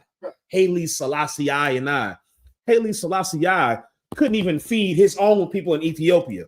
But you believe some Ethiopian is going to come and save you? He couldn't even feed starving Ethiopians when he was here on earth. But Haile Selassie going to come and Haile Selassie, Jah provide bread, and the nigga couldn't provide rice when he was here to his own family. And he somehow going to provide you anything. You Ethiopians, you have committed evil in creating a religion where the children of Israel worship you. Jamaicans are better than Ethiopians. Trinidadians are better than Ethiopians. West Indians, the tribe of Benjamin, are better than you Ethiopians in every way. If anybody should be worshipped, you Ethiopians should have a picture of a Benjamite. You understand? That's what you should have. We worship the Batman. That's what you should do. Your prayer should be to the Almighty Batman. The Almighty Batman. We send prayers up to the Almighty Batman. That's what you should do. You should have a religion. If anything, you should be praising them because they're better than you. But you're so evil that it's backwards. You got servants being praised and princes and princesses praising the servants. All wrong. Go ahead, Shapa. Like Hey, I got a piece here with the Lord is calling them ugly. Please. Come. This is the Hold on. Andrew said Ethiopian food is pretty good. Well, you're a white man, so you're allowed to have that opinion. And listen, all jokes aside, too, if you Black, Hispanic, or Native American, you're allowed to like other foods. I'm just a nigga's nigga. I'm from the tribe of Judah, brother. I don't even like Chinese food that's cooked by Chinese people. It's Mexicans back there in the kitchen. I'll have some. You understand? You got Chinese people cooking Chinese food. I don't want it. I'm not impressed by the other cultures. I know some of y'all into cuisine and you like all the exotic nonsense. It's not unlawful. Go get it in. Eat the goosey soup. Go get your fufu. Go get it, all that nasty East Indian. It's not unlawful. Me personally, brother, I mean, between the 12 tribes, we got all I need. Me personally. You understand? The tacos on Tuesday. You understand? Fried chicken on Friday. You understand? Watermelon Wednesday. You understand? Like, I'm good. I'm good. Forget about it. Right? Read what you got, Shapap. Book of Jeremiah, chapter 13, verse 23. Mm-hmm. Can the Ethiopian change his skin or the leopard his spots? Then may he also do good that are accustomed to do evil. Yeah, see, the Lord is saying, comparing a leopard spots to an Ethiopian skin. That skin Ethiopians have is not comely. It's not pleasant in the Lord's sight, and they can't change it. You ever see Ethiopians and East Indians have a similar skin? They skin have a permanent dinginess to it. You understand? Like their brown is not our brown. That's why I be confused when how people get Black people and us confused. It's like, brother, Black people black is different. It's a different type of black and brown. These East Indians and Ethiopians have a dinginess to them that everybody sees it. Go ahead. It's a lot here. My first time seeing an Ethiopian, like most of them that I've run into, they look like pixies from the Fairly Odd Parents. And if you know what the pixies are, they're gray. Yes, the gray. That's dull. Their skin don't have it's gray. That's exactly what they look like. Big heads, big eyes, gray skin. Bland. They're not us.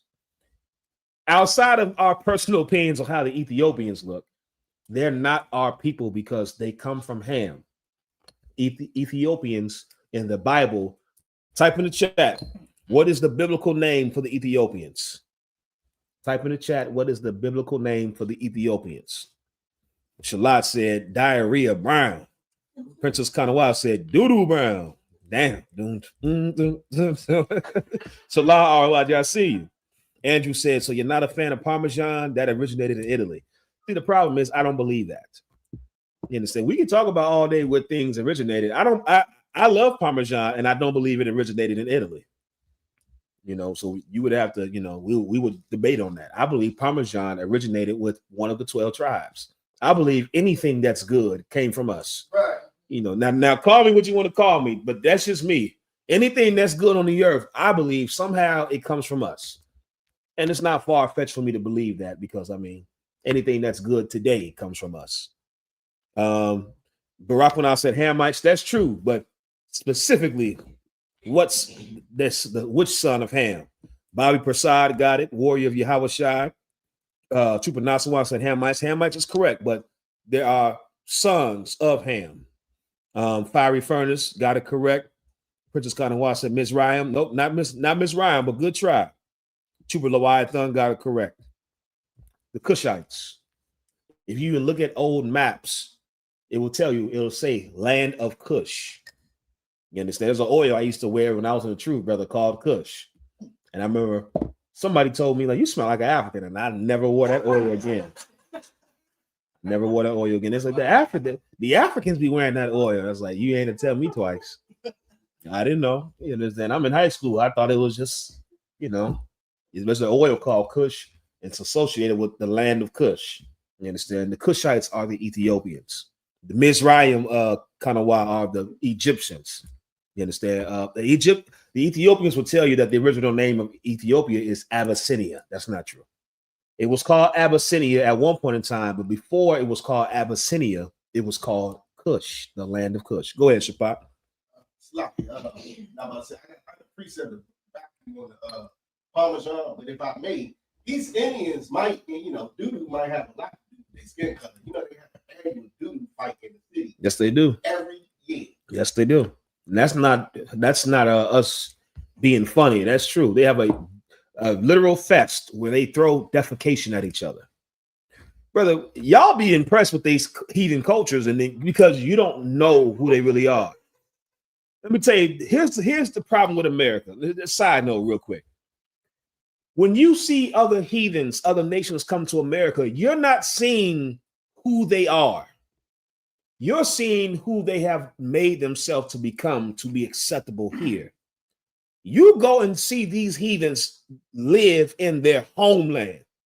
There's nothing special about East Indians. You see how they live see an East Indian in India, you're gonna be like, never. See an Ethiopian in Ethiopia. See a Nigerian in Nigeria. See a white man in Russia or wherever the hell he want to come from. You have to see these heathens amongst their own people in their own land to know who they really are. Y'all too easily fascinated with other cultures because you're seeing a civilized version of who they are here in America. Why are they civilized? Because we're here. The whole reason why America is civilized is because we are here. If we weren't here, America wouldn't be civilized. We are literally the thing that civilizes this place. And so when nations come here, they can't come here bringing all their barbaric, nasty practices. They have to tame themselves to a certain nastiness level. You understand? They got to bring it down to be acceptable to society. But if you listen and watch them in their own land, forget about it, brother. The Italians are nasty. Brother, I heard that all the European countries stink. That's what I was told. France stinks. Italy stinks. The UK stink. I heard that all you European countries stink. They have a stench to them. You understand? Go ahead, Shapat, please. It's called the Pentecost War. It's a local Hindu folklore-based annual cow dung fight held in the village of Kairopala near Aspiria, whatever. Yeah. Of course, I hope you know by now, if a priest and prophet in here says it, it's true. Shapat just proved it to you. They fight with doo-doo, cow doo-doo. Brother, a crackhead don't even do that. The lowest of us don't even do that. What's that? It's just doo-doo touching. I'm not touching that, brother. You couldn't get a crackhead of us to do that. You understand? But this is what they do. They're not us. Go ahead, brother, please. If ever one day, God forbid, Yahweh forbid, I get hit in the face with some dung, brother, it's gonna be a different type of fest. It's gonna be, I'm telling you, it's gonna be a rat-ta-ta-ta-ta fest. Fest. You understand? Let some cow dung hit me. It's gonna be a switch fest. You know what I'm talking about? 9mm fest. We throwing MMs out this mud. You understand? What you got? Where we at? Somebody was holding something. We just finished. The Ethiopians.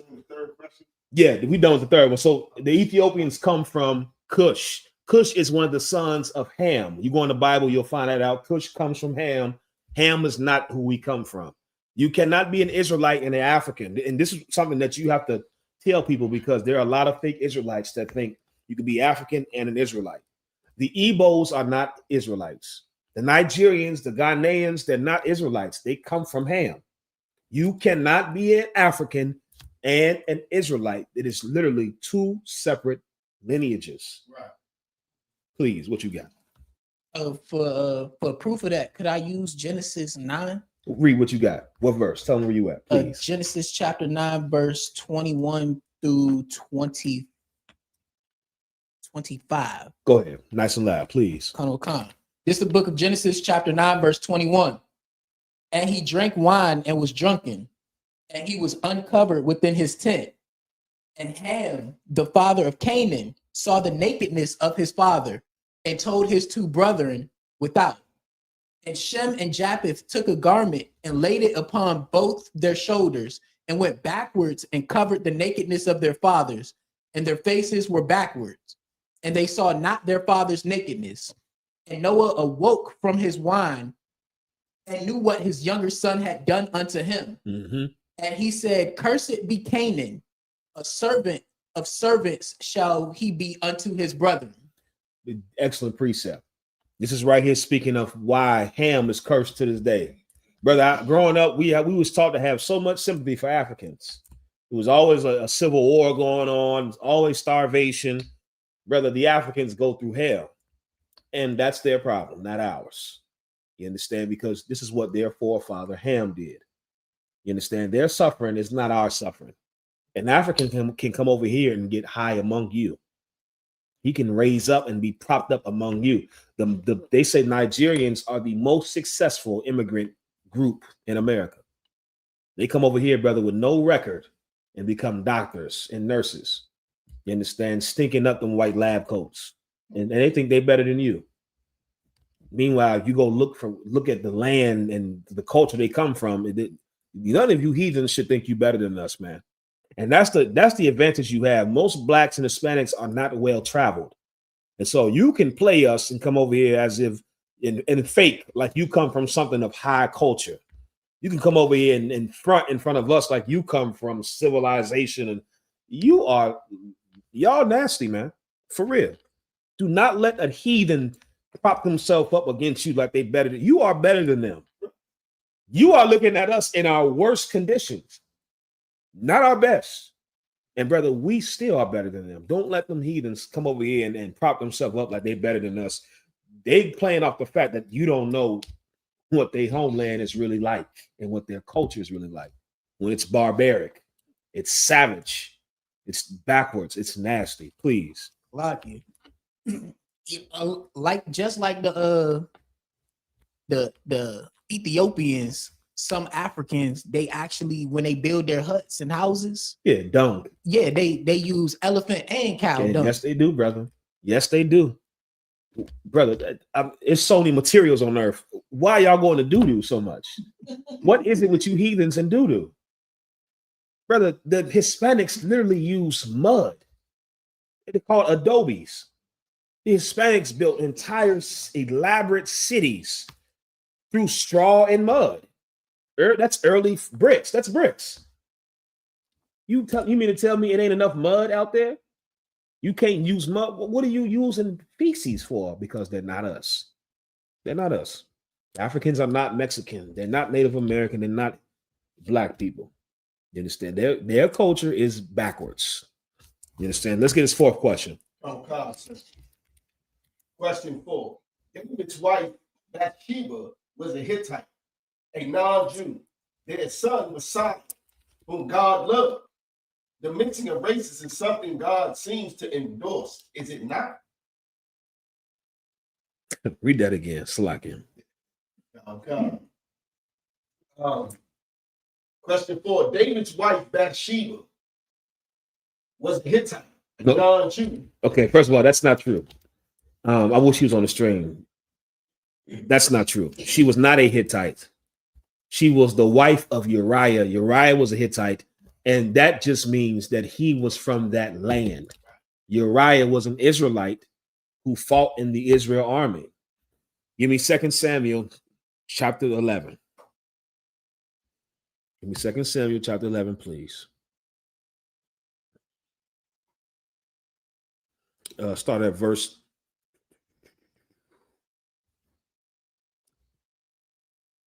3.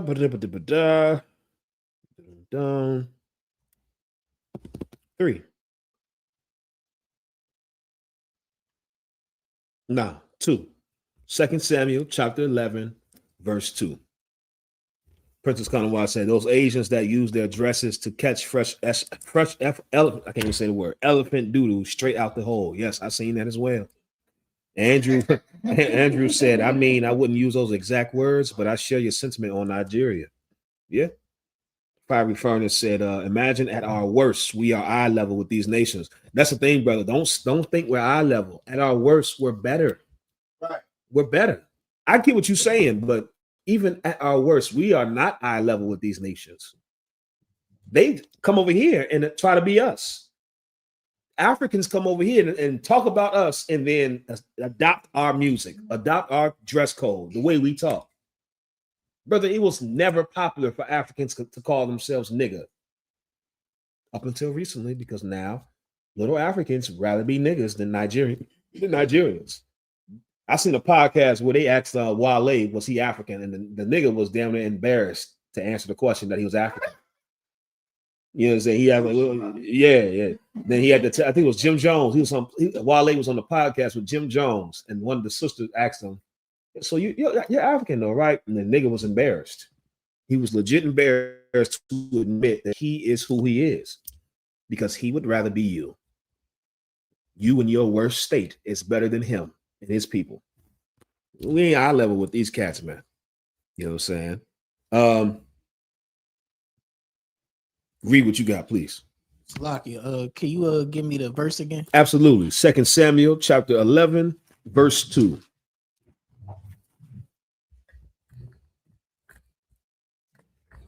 This is the book of 2 Samuel, chapter 11, verse 2. That's right. And it came to pass, and an eventide, that David arose from off his bed and walked upon the roof of the king's house. So now it's the evening, sun setting. I can imagine this whole scenery, brother. The evening, David woke up from his bed. You know, he the king. That midday nap probably was hidden. You understand? The sun set. He walking on the roof. You understand, of his house. Go ahead. And from the roof, he saw a woman washing herself. So on the roof, he see a woman washing herself. You understand? You have to understand this. Where was David's house located?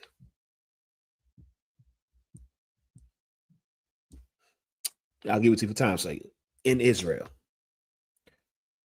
How is this heathen woman so close to the king that he can see her? Like, if she was a heathen, how was she living in Israel amongst Israelites? This is just little context clues we go. I'm just setting the stage for you, please. Did she have an Israelite husband? Well, she's an Israelite, and she has an Israelite husband. That's what I'm trying to explain. I'm gonna break it down even further. Please keep reading. Oh, come on. And the woman was very beautiful to look upon. So David seen this sister while she was taking a shower. He on the roof. Yeah, imagine he's in the king's house, so his house is most likely taller than everybody else's. When you are higher up, your vantage point to see much more is greater. The higher up you are, the further out you can see. So ain't no telling how far she was or how close, but he's seen her enough to shower. He's seen she was very beautiful to look upon. Probably that sunset light was probably hitting her just right. Music started playing in his mind. It's a scene in Low Down Dirty Shame when every time they played the sister, what's her name? Sally Richardson. That's her real name. Every time they would show Sally Richardson, the music would come on, like the sexy brother. I mean, brother, every time that came on, it made it even worse. Like, that is a bad broad. I'm watching the movie, like, yeah, she is bad. You understand? They got the light hitting it like that. I could imagine that's what David seen. And he was wrong because this was somebody else's wife. You understand? But I'm just imagining the scenery. Go ahead. That bone, it says she's washing herself, so she's naked. Yes. Another man's wife, and she's naked. That's right. Keep reading. Verse 3. And David sent and inquired after the woman. And one said, is not this Bathsheba, the daughter of Elam, the wife daughter of Eliam, the wife of Uriah, the Hittite. Uriah, the what? The Hittite. Yeah, it never said she was a Hittite. Her husband Uriah was a Hittite, and even a Hittite is referring to the land that he was in or he was born from. Just like Israelites are born in different lands today, heathen lands. There's a brother in the school whose name is Yeshaya. He's an officer in the UPK right now. And guess where Officer Yeshaya lives? Based off of where he lives, he would be Yeshaya the Canaanite, because he lives in South Africa amongst Africans. But he's from the tribe of Judah who lives in South Africa. In the Bible would describe him as Yeshaya the Canaanite, because he's an Israelite that is in that land. You understand? Go ahead, Shapak. The prophet Elijah was called Elijah the Tishbite. The Tishbite, the water, because Elijah was in that heathen land. He was still an Israelite. You understand? So that whole thing that David's wife, that Bathsheba was a Hittite, meaning a heathen, that's not true. Uriah was not a heathen. Uriah was an Israelite who fought in the Israelite army. That's how David was able to put him on the front lines and get him killed so he can take Bathsheba. All of these brothers and sisters are Israelites. This is an Israelite story. So that whole, now let's go back to his question, please. David's wife Bathsheba was a Hittite and non-Jew. Their son was Solomon, whom God loved. The mixing of races is something God seems to endorse, is it not? Yeah, I want to show you the direct contradiction to what you said. Shapiro, what you got? Deuteronomy 7:3. Nah, I want you to give me earlier on. Okay. Genesis 11. Please, let's get that. We can start this earlier on in the Bible. God is against the mixing of races from the beginning. I'll prove it to you. From the beginning, God is against the mixing of races. Give back what you stole said, is that nigga Wale a Hamite? Yeah, he's definitely an African. His real name was Oluwale or something like that. He said it on an interview. You know, oh yeah, Ola. Let's look it up. I'm gonna try to say the nigga name. Yeah, Uchi Wale is too swag. That's like the song Uchi Wale, Uchi Bang Man. I call that nigga his actual name. Wale. It's like Ola Duwale. Let me pull it up. Yeah, Olu Bawale. Akantamihin. Olu Bawale Akantamihin. He's a straight up Hamite, African. Go ahead. Like you got to try to say it like it. Yeah, Olubuwale Akatumihi. You understand? That's who he is. He's an African, and that's why. Okay, and we ain't gonna get into that. That's personal opinion. I ain't gonna say my personal opinion. You know what I'm gonna say it. That's why if you listen to him, if you look at him and how he talks, brother, okay, it comes off as he's trying. It comes off as it's not natural for him to do it. Like he's trying. That just might be me. You understand? I might be looking too much into it. You know, before I knew he was African, that's the vibe he always gave me, that like he was trying too hard. And then find out he was African, it just, to me, it's like, that's what it was. He's trying to be this, because that's not really what he comes from. Go ahead, Shapiro. Maybe I live in Houston. My best friend was like, don't y'all got any rappers in DC? I said, no. And then the next day, I guess he looked it up and was like, I do got a rapper. His name Wale. Right. I said, no, we don't listen to Wale. He was like, he kept arguing with me. So I called my homie back here and I said, yo, you listen to Wale? He was like, no. Right. Loud. I said, told you, that's not a rapper. Yeah, we don't, yeah. He's not accepted. Yeah, I used to like Wale. You understand? When I was younger, I used to like him and I liked certain songs from him. But when I got to see interviews of him and seeing him, it was something about him like he came off as a poser. His brother, you know, the Lord gave me eyes to see spiritually because I was right. I was like, oh, later on, this is nigga African. You understand? Wale is a perfect example of Africans in the DMV. Many Africans here try to assimilate and blend in. You understand? You think they are Mo and Slim like you, and this nigga is Olubuwale. You understand? It's like, sir, get the hell on, sir. You understand? Where we at? Look at Genesis chapter 11, verse 1. And the whole earth was one language and of one speech. Start right here. What book we in? Book of Genesis. This is in the beginning. This is the very beginning of the Bible. This is the very beginning. He said, doesn't God favor the mixing of races? No, God is against the mixing of races. Here's the proof. Genesis, tell them when you read again, please. Book of Genesis, chapter 11, verse 1. Go ahead. And the whole earth was of one language. The whole earth was of one language. There was a point in time, brother, where everybody spoke the same language. There was a point in time when that existed. We weren't all the same people, but everybody, all different races, spoke the same language. Go ahead. And of one speech. And of one speech. And it came to pass that they sojourned from the east, that they found a plain in the land of Shinar. Stop right there. Shalat said, Franklin on Snowfall. Brother, I'm glad you said that because I knew that cat was not a one of us. Right. You understand? Like, that fooled people who didn't know niggas from Cali. I know niggas from Cali, and I'm like, this is not a brother. I knew for certain he wasn't really from Cali, and there's something about that cat. He wasn't. I knew he wasn't a brother. Come to find out, he's an African too. I'm glad you said that, Shalot. You understand? It's offensive. What's the other girl they used to play Harriet Tubman? She in Wicked now. Cynthia Erivo. Cynthia Erivo. They got that pea-head African woman to play Harriet Tubman.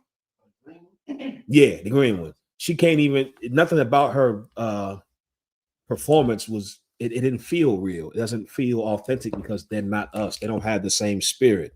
You understand? She's definitely weird, kind of why. Right. So now let's keep reading. Okay. That they found a plain in the land of Shinar. They dwelt there. Mm-hmm. And they said one to another, "Go to, let us make brick and burn them thoroughly." They had brick for stone, mm-hmm. and slime, and slime. And slime had they for mortar. And they said, "Go to, let us build up a city and a tower, whose top may reach on to heaven. And let us make us a name, lest we be scattered abroad upon the face of the whole earth." So now you're reading about what took place early on when the language of everybody was one language. They came together and said, "Let us make a name for ourselves." What's another way of saying that? Say that today, like phrase that today. Let us make a name for ourselves. They used to say that not too long ago here, you know, older generation, they used to say it a couple of generations back. I'm here to make a name for myself. Phrase that today. How would you say that? If you let us make a name for ourselves. Go ahead. Trying to be famous, be known. Yes. Let's get famous. Like that's right, kind of why. Let's get famous. Let us do something that is going to make us famous. Brother, side note, it's on topic. The pursuit of fame, brother, is a evil pursuit. Wanting to be famous so bad, brother, is a evil thing. You should not have such a strong desire to be famous, because what you'll find out is you are the path that you'll take, that you're on, is a terrible path. And that's the same with these people right here. They wanted to be famous so bad, brother, that they decided to go against God. You understand? Go ahead, please. Shalom, Gary Avon. I see you, brother. I see you. Verse 5. And the Lord came down to see the city and the tower, which the children of men built. So now these people, these men built this city. They built everybody's in one accord. They all in one language. You know how many times I've heard, and I believe this in the world, I always said, brother, if everybody just spoke the same language. I was getting high, of course. You know, there was a lot of weed involved. You understand? And other drugs. At the time, brother, I believe that if we all, it was so deep to me, if everybody in the world could just speak one language, we'll be unified and we could live in peace and harmony. Brother, I too once believed that gay garbage. You understand? I believe that because that's what we're taught is the solution, everybody being on one accord. The truth is, everybody being on one accord is not the solution, because when everybody's on one accord, it's not to serve God. It's always to go against God. That's why America's so evil. America being the melting pot. Everybody's on one accord in spirit in America, because the spirit of America is to go against God. Please keep reading.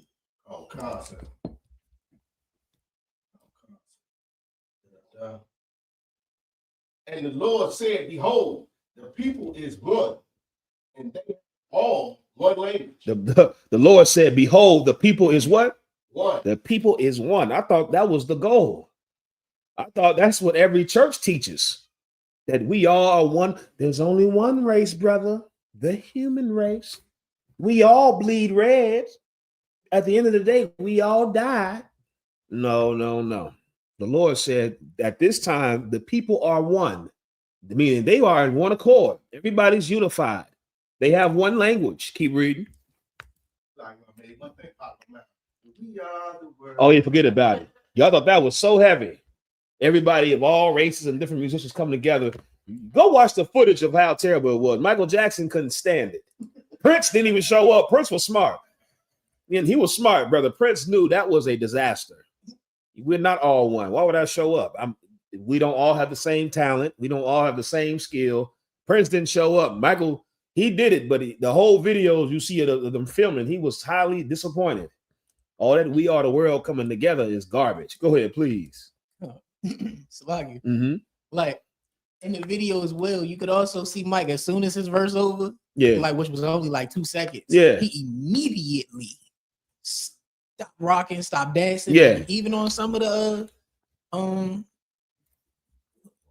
Esau's face, Mike's face, like you could tell that they didn't want to be there, but they was just like getting paid for. We getting paid to do this because if everybody coming together is not beautiful.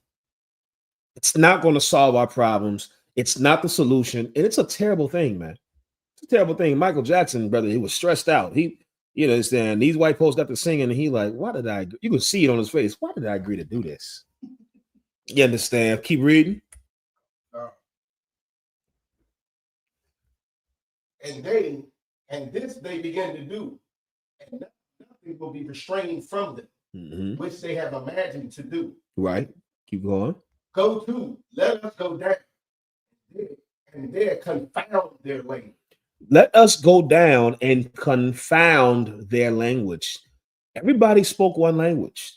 The Lord told this angel to go down and confound their language. Keep reading. Oh God. That they may not understand one another's speech. You thought the beauty was in everybody coming together and understanding each other. See, I just want you to understand me and you understand you. And that's not what God wants. He cut that gayness out. You understand? That is not the spirit of the Lord. For everybody to be together and we all understand each other, because you're going to understand each other to do evil. You're going to be unified to do evil. The Lord sent the angel down there and confounded their language so that now everybody started speaking their own different language that they couldn't understand each other anymore. Keep reading. So the Lord, verse 8, so the Lord scattered them abroad from thence upon the face of all the earth, and they left off to build the city. Let's see, everybody was together. What did the Lord do? Separated everybody. Made everybody go in different parts, and this people have this land. This people have that land. That people have that land. That's the way God designed it. You think God designed for everybody to come together. That's not the way the Lord wanted it. The Lord, it's in the Bible too. It's a precept. I can't remember off the top of my head. The Lord gave every nation their own portion. Meaning you're supposed to be able to have a land for you and your people. We're not supposed to have a mixture. You understand? America, brother, is against everything God stands for. It's evil to take a land and bring everybody in it and be mixed. It's evil. That's why America is falling. Guess who's not falling? Look at all the countries that are thriving right now. What do they have in common? What's the number one thing that they all have in common? Just think of the nations that have came up from poverty within the past 30, 40 years. China, North Korea. The white man gonna lie and tell you these are terrible countries. I'm looking at these videos, brother, and it's not reflecting what's actually going on. These nations, where there's only their people for the most part, are able to thrive. When you have a land that is just for your people, you are able to be so successful in whatever you do. Because when you have your own people amongst you, it's easier for y'all to have the same mind on most things. It's easier for you to get things done. Just look at videos of the militaries. I did a video, went viral. White people was mad at me, as always. And brother, I showed the difference between the Chinese military, the North Korean military, the Russian military, and the United States. And just off of aesthetic alone is proof why we should be amongst our own people. The American military did not look together at all. You got different size people, different heights, different colors. The Chinese military, brother, looked like robots. Everybody was the same height, the same look, the same everything. The North Koreans, same height, same look. The Russians, same height, same look overall. The Then you get to the American military, different heights, different looks, different sizes. Clearly, what better visual reputation do you need to show? This is mixing together. It's not the answer. Everybody having their own portion as a people is what it's supposed to be. And that's what the Lord did. He scattered everybody. He separated everybody. It's evil to think now that we're supposed to come together and mingle. God does not like that. Let me get this other question, please. That's right. Give back what you stole. You can also go to Deuteronomy 7:3, where the Lord explicitly commands the Israelites, you're not allowed to marry anybody outside of your race, outside of the nation. It's a commandment in Deuteronomy 7:3. If you are Black, Hispanic, or Native American, the only people you're allowed to love and marry are Black, Hispanic, and Native Americans, fellow Israelites. You understand? Let's get his other question. Question 5. What if Matthew 16 to 28 were actually taken literally and Jesus Christ actually came back around? Say 71 through 76 AD. For example, he fought the Antichrist, ruled for 1,000 years, and in the year 1067, Satan, Gog and Magog, he released free to deceive. What scripture he pulled? Matthew 16? 16 and 28. Somebody get that and read it for me, please. It's the book of Matthew, chapter 16, verse 28. Verily I say unto you, there be some standing here which shall not taste of death till they see the Son of Man coming in his kingdom. I don't understand how that scripture relates to what he was saying. Just to answer this question shortly, this is not literally as far as Christ returning. Christ hasn't returned yet. The proof of that is, what is the proof that Christ has not returned yet? What is the proof? Go ahead. There's a couple of precepts you can use. You got free reign here. If you just know some of the scriptures, it's a couple of scriptures you can use to prove Christ has not returned yet. Go ahead. Well, what 3 hasn't happened yet? The water. I will go to Revelations, the scripture that says they shall study war no more. War is happening right now. The earth is in all type of wars and skirmishes and civil wars because Christ hasn't returned yet. When Christ returns, brother, the Bible says they shall beat their swords into plowshares, meaning all the weapons that these people, these nations have built. When Christ returns, there's going to be no need for nuclear weapons. There's going to be no need for AK-47s, no need for grenades, no need for tanks and Humvees. All that war equipment, you're going to take that and you're going to melt it down and repurpose it for farm equipment. Because when Christ comes, the Prince of Peace, the water, when the Prince of Peace returns, there will be war no more. And they shall study war no more. Christ hasn't came yet. When Christ get here, brother, it's going to be very evident he's here. What's another proof? What's more proof that Christ hasn't came yet? Please go ahead.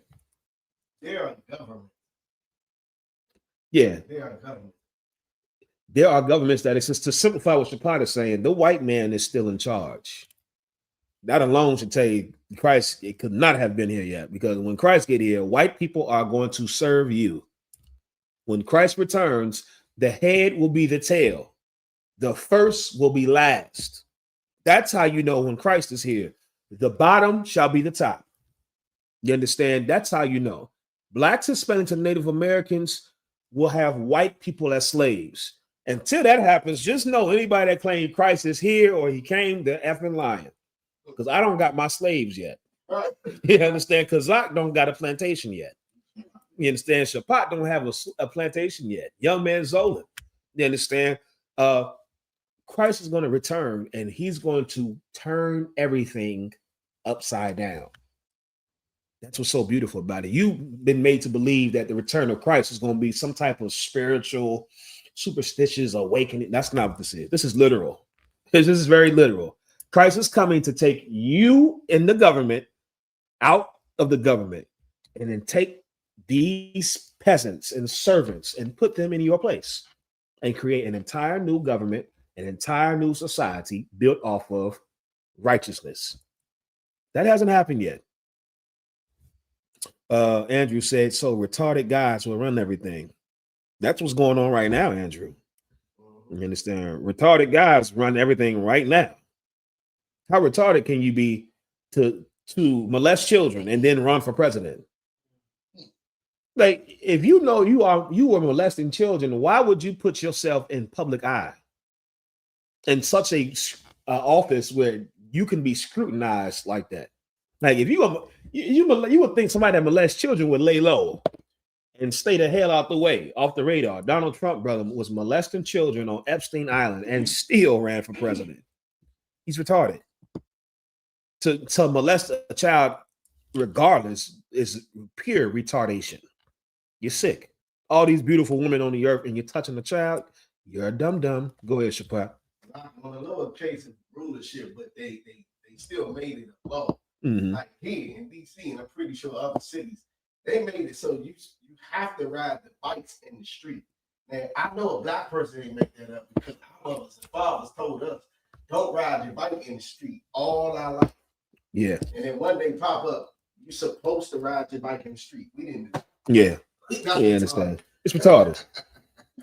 Just the fact that there's traffic lets you know the people that rule this place are retarded. You know, there's way they could have designed this place to not be traffic. There is literally traffic on purpose because of racism. White people try to control the flow of black people coming in and out of cities, and because of that, that's why you have traffic. That's why you have choke points. Not because it doesn't make sense to build this here or you can't build that. They could have built it if they wanted to. China, brother, is forget about it. Go look at China, bro. They are streamlined and everything, and forget about it. I ain't gonna brag on the Chinese because they retarded too. They just able to get more done because they got a nation of their own people. Andrew said no, but I mean, if last will be first, then the stupidest guy you know will lead you.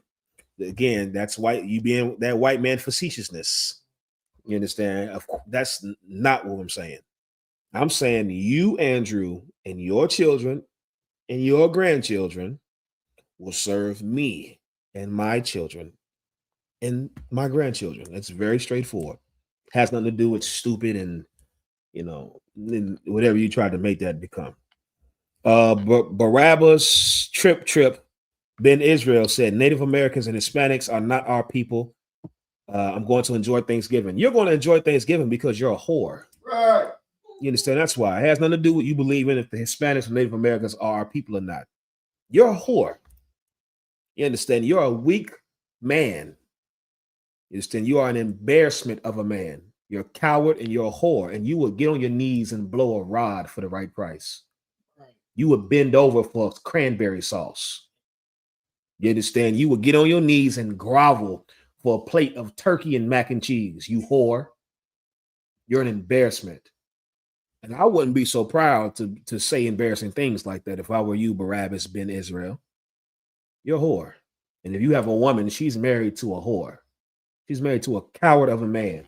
I wouldn't brag about being a slut and a whore and a weak man. You just brag as if that was something you should be proud of. Native Americans and Hispanics are absolutely Israel. They are my brothers, and I stand with my brothers. We will not celebrate Thanksgiving because we're not whores, because we're not sluts. We're not men who get on our knees for a plate of cranberry sauce. You understand? What would you do for a cranberry sauce? You're nasty. You understand? You thought you was making a statement. I know niggas like you. Niggas like you go to jail and all of a sudden you gay. You was gay before you went to jail. You want to blame your circumstances. You were gay before you went in there. You understand? You coward. Go ahead, Shapap. My man is crazy because in the earth, there is way more physical evidence to show that Latinos and Native Americans used to write in Hebrew and that they're Israelites way more than we are. Yeah. Niggas like this don't care.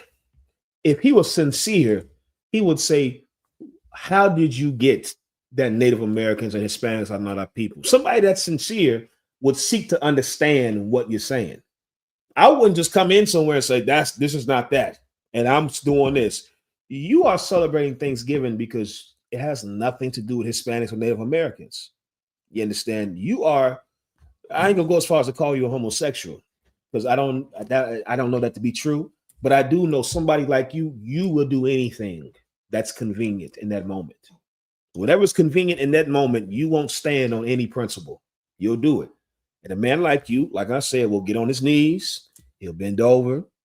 He'll do all types of manner of abominable things for a little bit of nothing, for a couple crumbs. You understand? Men like you are the problem in our community. Men like you destroy Black and Hispanic women. Men like you destroy our children. Weak men like you. That's right, definitely gay. You understand? Men like you are the problem, and we need righteous, strong men to call men like you out. He said, no, I just love Black people. You don't love Black people, because if you love Black people, you still wouldn't celebrate Thanksgiving. Uncle Tom, nigga. How the hell you gonna say you love Black people and you celebrate the white man's conquering holiday? You're a liar, and you can't lie to a priest and prophet. If you love Black people, you wouldn't celebrate 4th of July or Thanksgiving. Both of them are white man holidays. Just because you don't think the Native Americans are our people, the white man is, Thanksgiving is the celebration of white people conquering. No matter who the people are that he conquered, it's the celebration of white people conquering. You don't love Black people. You're lying to yourself. You're lying to yourself, and you should stop doing that. You should tell the truth. The first step is to admit you do not love Black people, just like you don't love Hispanics and Native Americans. Here's what you always realize too. I'm gonna do a video about this. Anytime you run into a Black person that doesn't accept Hispanics or Native Americans, guess what else you'll realize? They don't give a damn about Black people either. It's spiritual. The Black people that fight hard to not accept Hispanics and Native Americans, these niggas hate niggas too. You could you can put it to the test. Put it to the test. Put them to the test. Ask them, well, what are you doing for Black people? How do you feel about Black people? These same brothers and sisters who have a problem with Hispanics, they have a problem with Black people too. You just got to do a little digging and investigating, and you'll find out. I've done it. And it's the same. It's the same thing, because they are our brothers. So you think you can hate one of our actual people and think you love the other? You don't. You hate both of them. And I find that out all the time. And the white man said, I mean, there is certainly veracity to that. I mean, listen, man, I'm telling you, Barabbas, even the white man can agree. It doesn't make sense to love Black people and you celebrating a holiday that celebrates the conquering of the white man. Excuse me, the white man conquering. He said, no, I celebrate Thanksgiving because my people were slaves to the Native Americans. I guess you can say it's part of my reparations. He's a faggot. I try to give you respect. I don't respect niggas like this. You're a faggot. And I'm going to tell you why. You're a coward as well. I'm going to tell you why. To even say that lets me know that you are full of hatred. You're full of hatred. You celebrate Thanksgiving because apparently Black people were slaves to Native Americans. So that means you celebrate the Native Americans being slaughtered because they had us in slavery. What's the big logical problem with that? If somebody just make sure, maybe I might think I might be seeing it wrong. Somebody point me to the logical fallacy in what he just said. You celebrate Thanksgiving because Black people were slaves to the Native Americans. There's a big problem here with that. Come on, Mr. White Man, bring some of that whiteness into the conversation. This is your time to shine with all them good, nice, large white words you use. Explain it. What's the logical fallacy in what he said? It's not hard. It's straightforward, Shapat. Black people also had Black people enslaved, and you will celebrate their victory? Not just white people also had Black people in slavery. White people were the biggest proponents of having us in slavery. But you skip over that Andrew said, would you like me to stop using multi-syllabic words? Andrew, you can talk however you want to talk in here. You understand? You are a white man in America. Your forefathers killed mine, so you can have the freedom to use them big words. Use them, Andrew. Go ahead, Andy. Like Shapat said, white people were the biggest proponents of owning slaves, but you skip past that and you look at the Native Americans being slaughtered as that's what y'all get for having the few y'all for having us in slavery. You're a white man's homosexual. Right. You understand? That's what you are.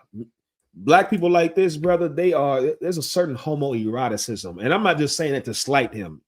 This is well studied.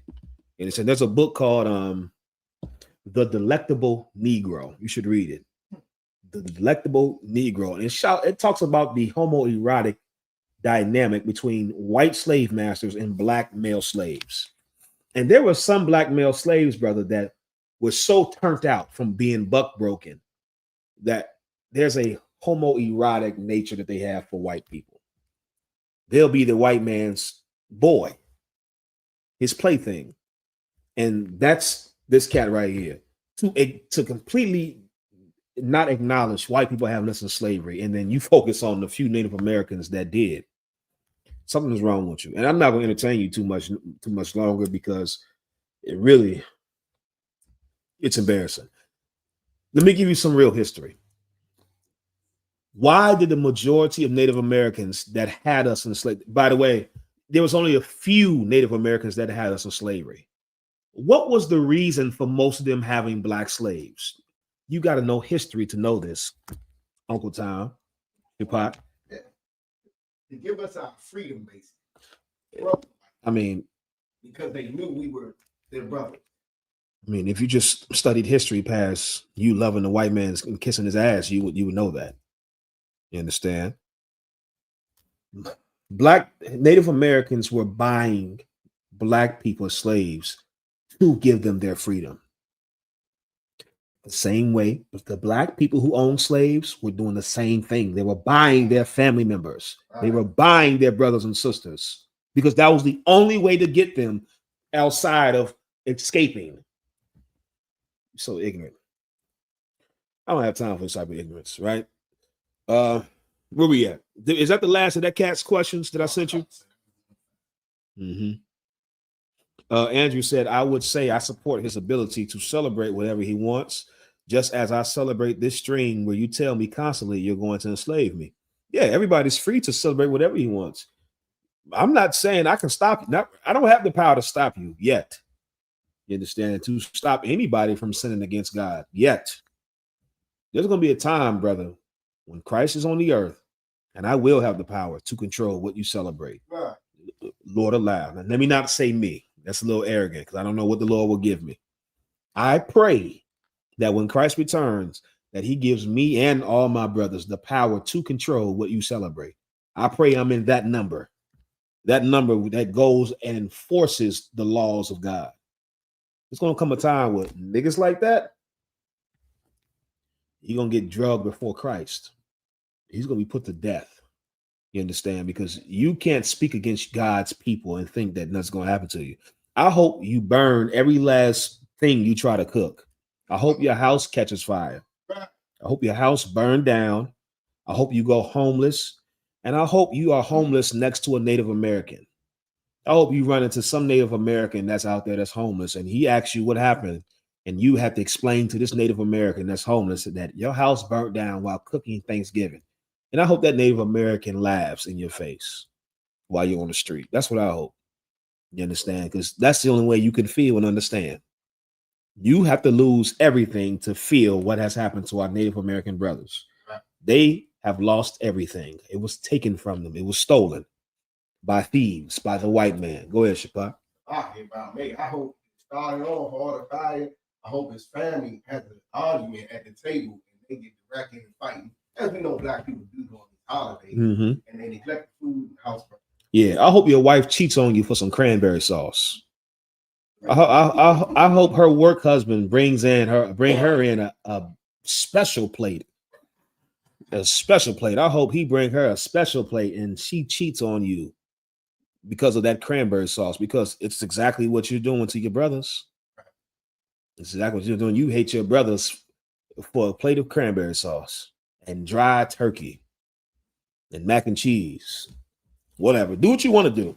You understand? As for me and my house, as for me and my brothers and my sisters, we will serve the Lord. He said, so I went from gay to having a wife. Yeah, there's many gay men that have a wife. Duh. You didn't know that? You do know that. Because you're gay and you have a wife. You understand? With that, y'all type of fire emoji in the chat. You understand? Type of fire emoji in the chat if you are not going to celebrate Thanksgiving this Thursday.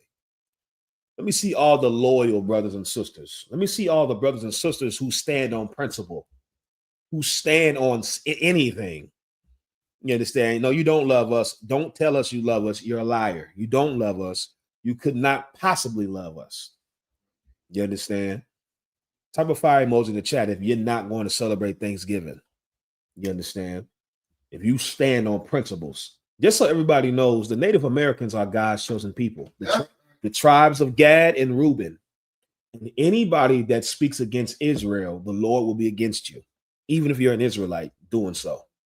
You cannot be against God's people and think God is going to be with you. He's going to make it known that you are in error. And the Lord doesn't plead with happiness. The Lord doesn't beg. The Lord pleads with brimstone and fire. And I pray he fills that house full of Thanksgiving food with fire. I hope the turkey burn. I hope you drop that turkey in the grease and a grease fire. Blow the damn house up. You understand? Brother, I pray every Thanksgiving meal goes sour. I pray every food that you bought for Thanksgiving is spoiled. I pray that everything is bad. I pray it's maggots and the cranberry sauce. I pray the turkey got worms. I pray them greens got all type of bugs in it. I pray everything that you try to cook for this Thanksgiving is rotten. All of you, not just this cat right here. I pray all of you. Any Black, Hispanic, or Native American that is cooking and enjoying themselves on this day of our brothers slaughtering, I pray it's the worst day of your life. You understand? I pray your family breaks up because of it. I pray that your family is destroyed because of this one dinner. You understand? Go ahead, Shapap. Yeah, I told you. He like Africans and white people. He's a Gad is in Africa. Yeah, Gad is not in Africa. Gad is right here suffering on reservations and upset because their own brothers is celebrating their slaughter. Yeah, let me see what we got in here. I'm done with the homosexual. All right. I'm Juan. I see you. Maria, Kayabaf. You understand? Yashar Banaf, King Pharaoh, Shara, Bath, Nasawan, Ida Yanaf, Sathara, Shapat, Mario, Naimia, Fiery Furnace, Arawadia, Warrior of Yahushua, Kapah, Shalat, Kanawa, Shapara. I see all of you. Brothers and sisters, hold strong. You understand? Do not let the people around you in the world deceive you into partaking in this, man. There is no plate that is good enough for you to violate our brothers. I've never had a plate that good. Cutthroat Hebrew, I see you. There is no mac and cheese that is macky enough for you to turn your back on the Native Americans. There is no turkey. That turkey is dry too, by the way. There's nothing you can do to the turkey to not make it dry. You can stick all type of sticks of butter in there. You can inject it, whatever you want to inject it with. It's dry. It's a dry bird.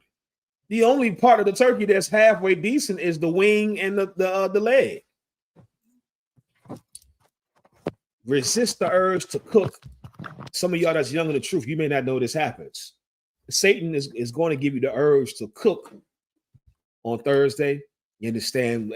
When I say cook, I'm talking about cook extravagantly. Like I've noticed this.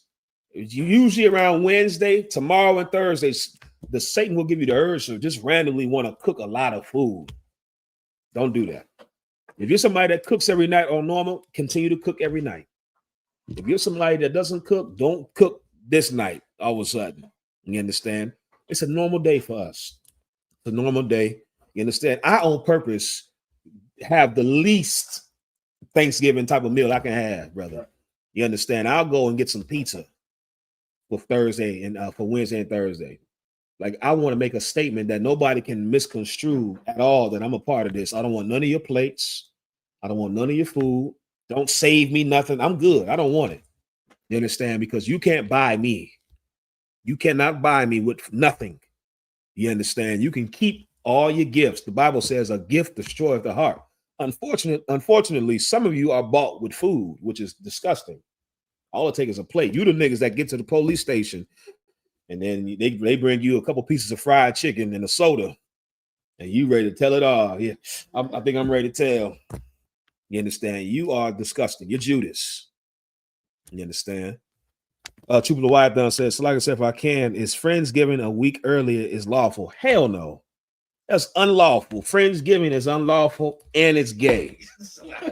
Trooper Leviathan, I know you're not asking for yourself. I know you asking because somebody asked you, because Trooper Leviathan is a mighty masculine brother in the truth. So he's not asking for himself. He's asking for somebody else. Leviathan, whoever asks you, tell him it's unlawful and it's gay. No Friendsgiving. What are we giving as friends? I'm not receiving nothing. You understand? And I'm not giving nothing. You understand?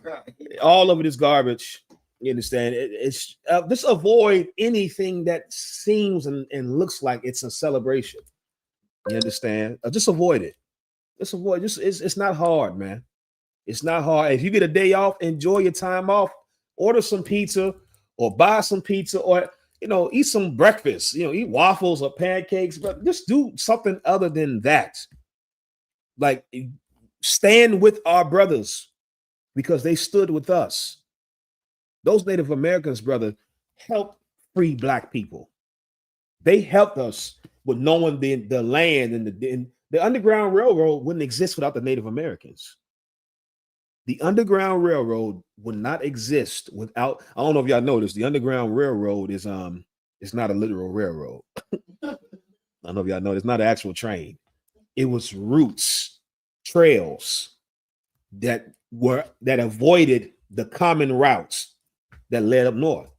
Brother, who do you think knew those trails? Who do you think knew the land and the landscape like that? It wasn't us. We were brought over here on ships. It was our Native American brothers. And they were the ones who were responsible for us having the quote unquote Underground Railroad. I'm standing with my brothers and sisters, man. Right. I'm standing with them because I would want them to stand with us. And that's what Christ would want. Please, Shapar. Like, man, they did. You know what I'm saying? One famous battle that America lies on is that what they call it down Texas, the Alamo. Yeah. And those were Mexicans defending black people because Texas wanted to re-put us in slavery. That's right. And the Mexicans fought them. That's right. Over us. That's right, brother. But you want to disown them. Right.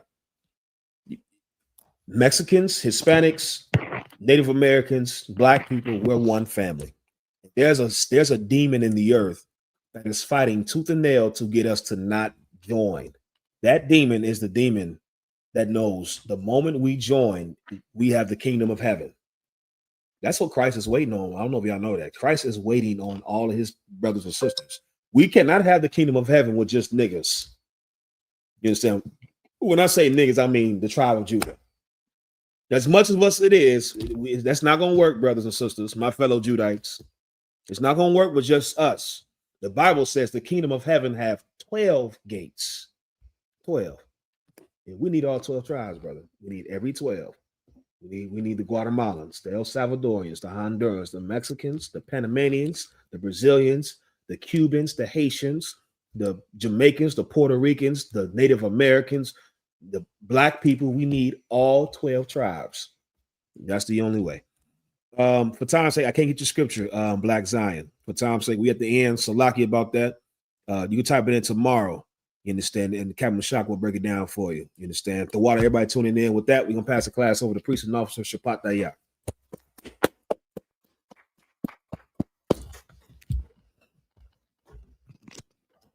I.S.U.P.K. security announcements.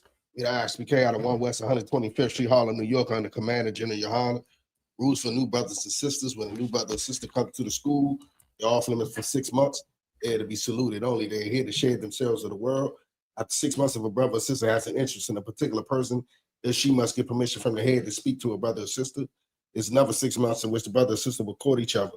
After the 6-month period, the brother or sister would get permission from the head to marry. Tithes, which is a commandment. You'll find this in the book of Numbers, chapter 18, verse 21, and the book of Malachi, chapter 3, verse 8 through 10. Means 10th in Hebrew, and it's pronounced ma'asherah. 10% of every penny of any increase the Lord gives you, give to the treasury department or teacher. Priest fund, free will offering for priests, not mandatory. Whatever amount you would like to give. Upcoming holy convocation. Salahi. Feast of the dedication, Hanukkah, 25th day of the 9th month, by the space of 8 days. Sunday, the 14th of December, 2025, for 8 days. You can find us in the book of 1 Maccabees, chapter 4, verse 52 through 61. Also, we got the Lord's 57th annual Passover in Houston, Texas. That's April 4th. The whole week of the Passover week. You want to get there early. April 1st, there's going to be a lot of events going on. It's not like the usual slaughter of the lambs. We're going to have a little bit of everything. So try to get there April 1st, and it's from April 1st through the 5th. Make sure you get the travel arrangements together, book your hotels. It's $200 for every adult, 17 of the ages of 17 and up, $200. I'll say, Salak, so you got anything else you want to add? The Passover week kickoff will be Wednesday, April 1st. The Passover week kickoff, it will be the first day of events for the entire week. On this Wednesday, brother, is going to have so many things to do. We're going to have fishing, archery, the petting zoo, the bounce houses, carnival rides. There's going to be a 3-point shootout. You understand, for brothers who your Steph Currys. You understand, it's going to be a cash prize. It's going to be the football quarterback toss for a cash prize. Sisters, bring your cowboy hats and your boots. It's going to be a lot of line dancing. You understand us? The lamb slaughter. It's so many things, brother. We got a long list of things. You might want to make your travel arrangements to get there so you can enjoy this Wednesday, April 1st. You understand? It's going to be the first day to the whole week of events. Wednesday, April 1st, it's the Passover week kickoff. In the sense, so this day is going to be the kickoff to the whole rest of the week. It's going to be excellent. You do not want to miss this. I'm telling you, you're going to see the videos and the footage of this, and you'll be like, I should have went. I should have just called them folks and got my plans rearranged. So I got there to make it on that Wednesday. You're going to miss out. You understand? Go ahead. Oh, Carson. For my welcome to check on social media such as ISUPK.com, Facebook, Twitter, YouTube, and so on for ISUPK events and materials. If a brother wants to be a troop in the school, you should start wearing all black. Excludes black boots, black shirts, black pants, black hairband, and scarf. And with that, I say I might get, which means to stand. Mm-hmm. Courtesy salute to the teacher. Men of Israel. Mount Shabbat. Barak. Yahanna Yahanna Brakathum. Saw, which means it turns. Stand. Courtesy salute to the system. Men of Israel. Mount Shabbat. Barak. We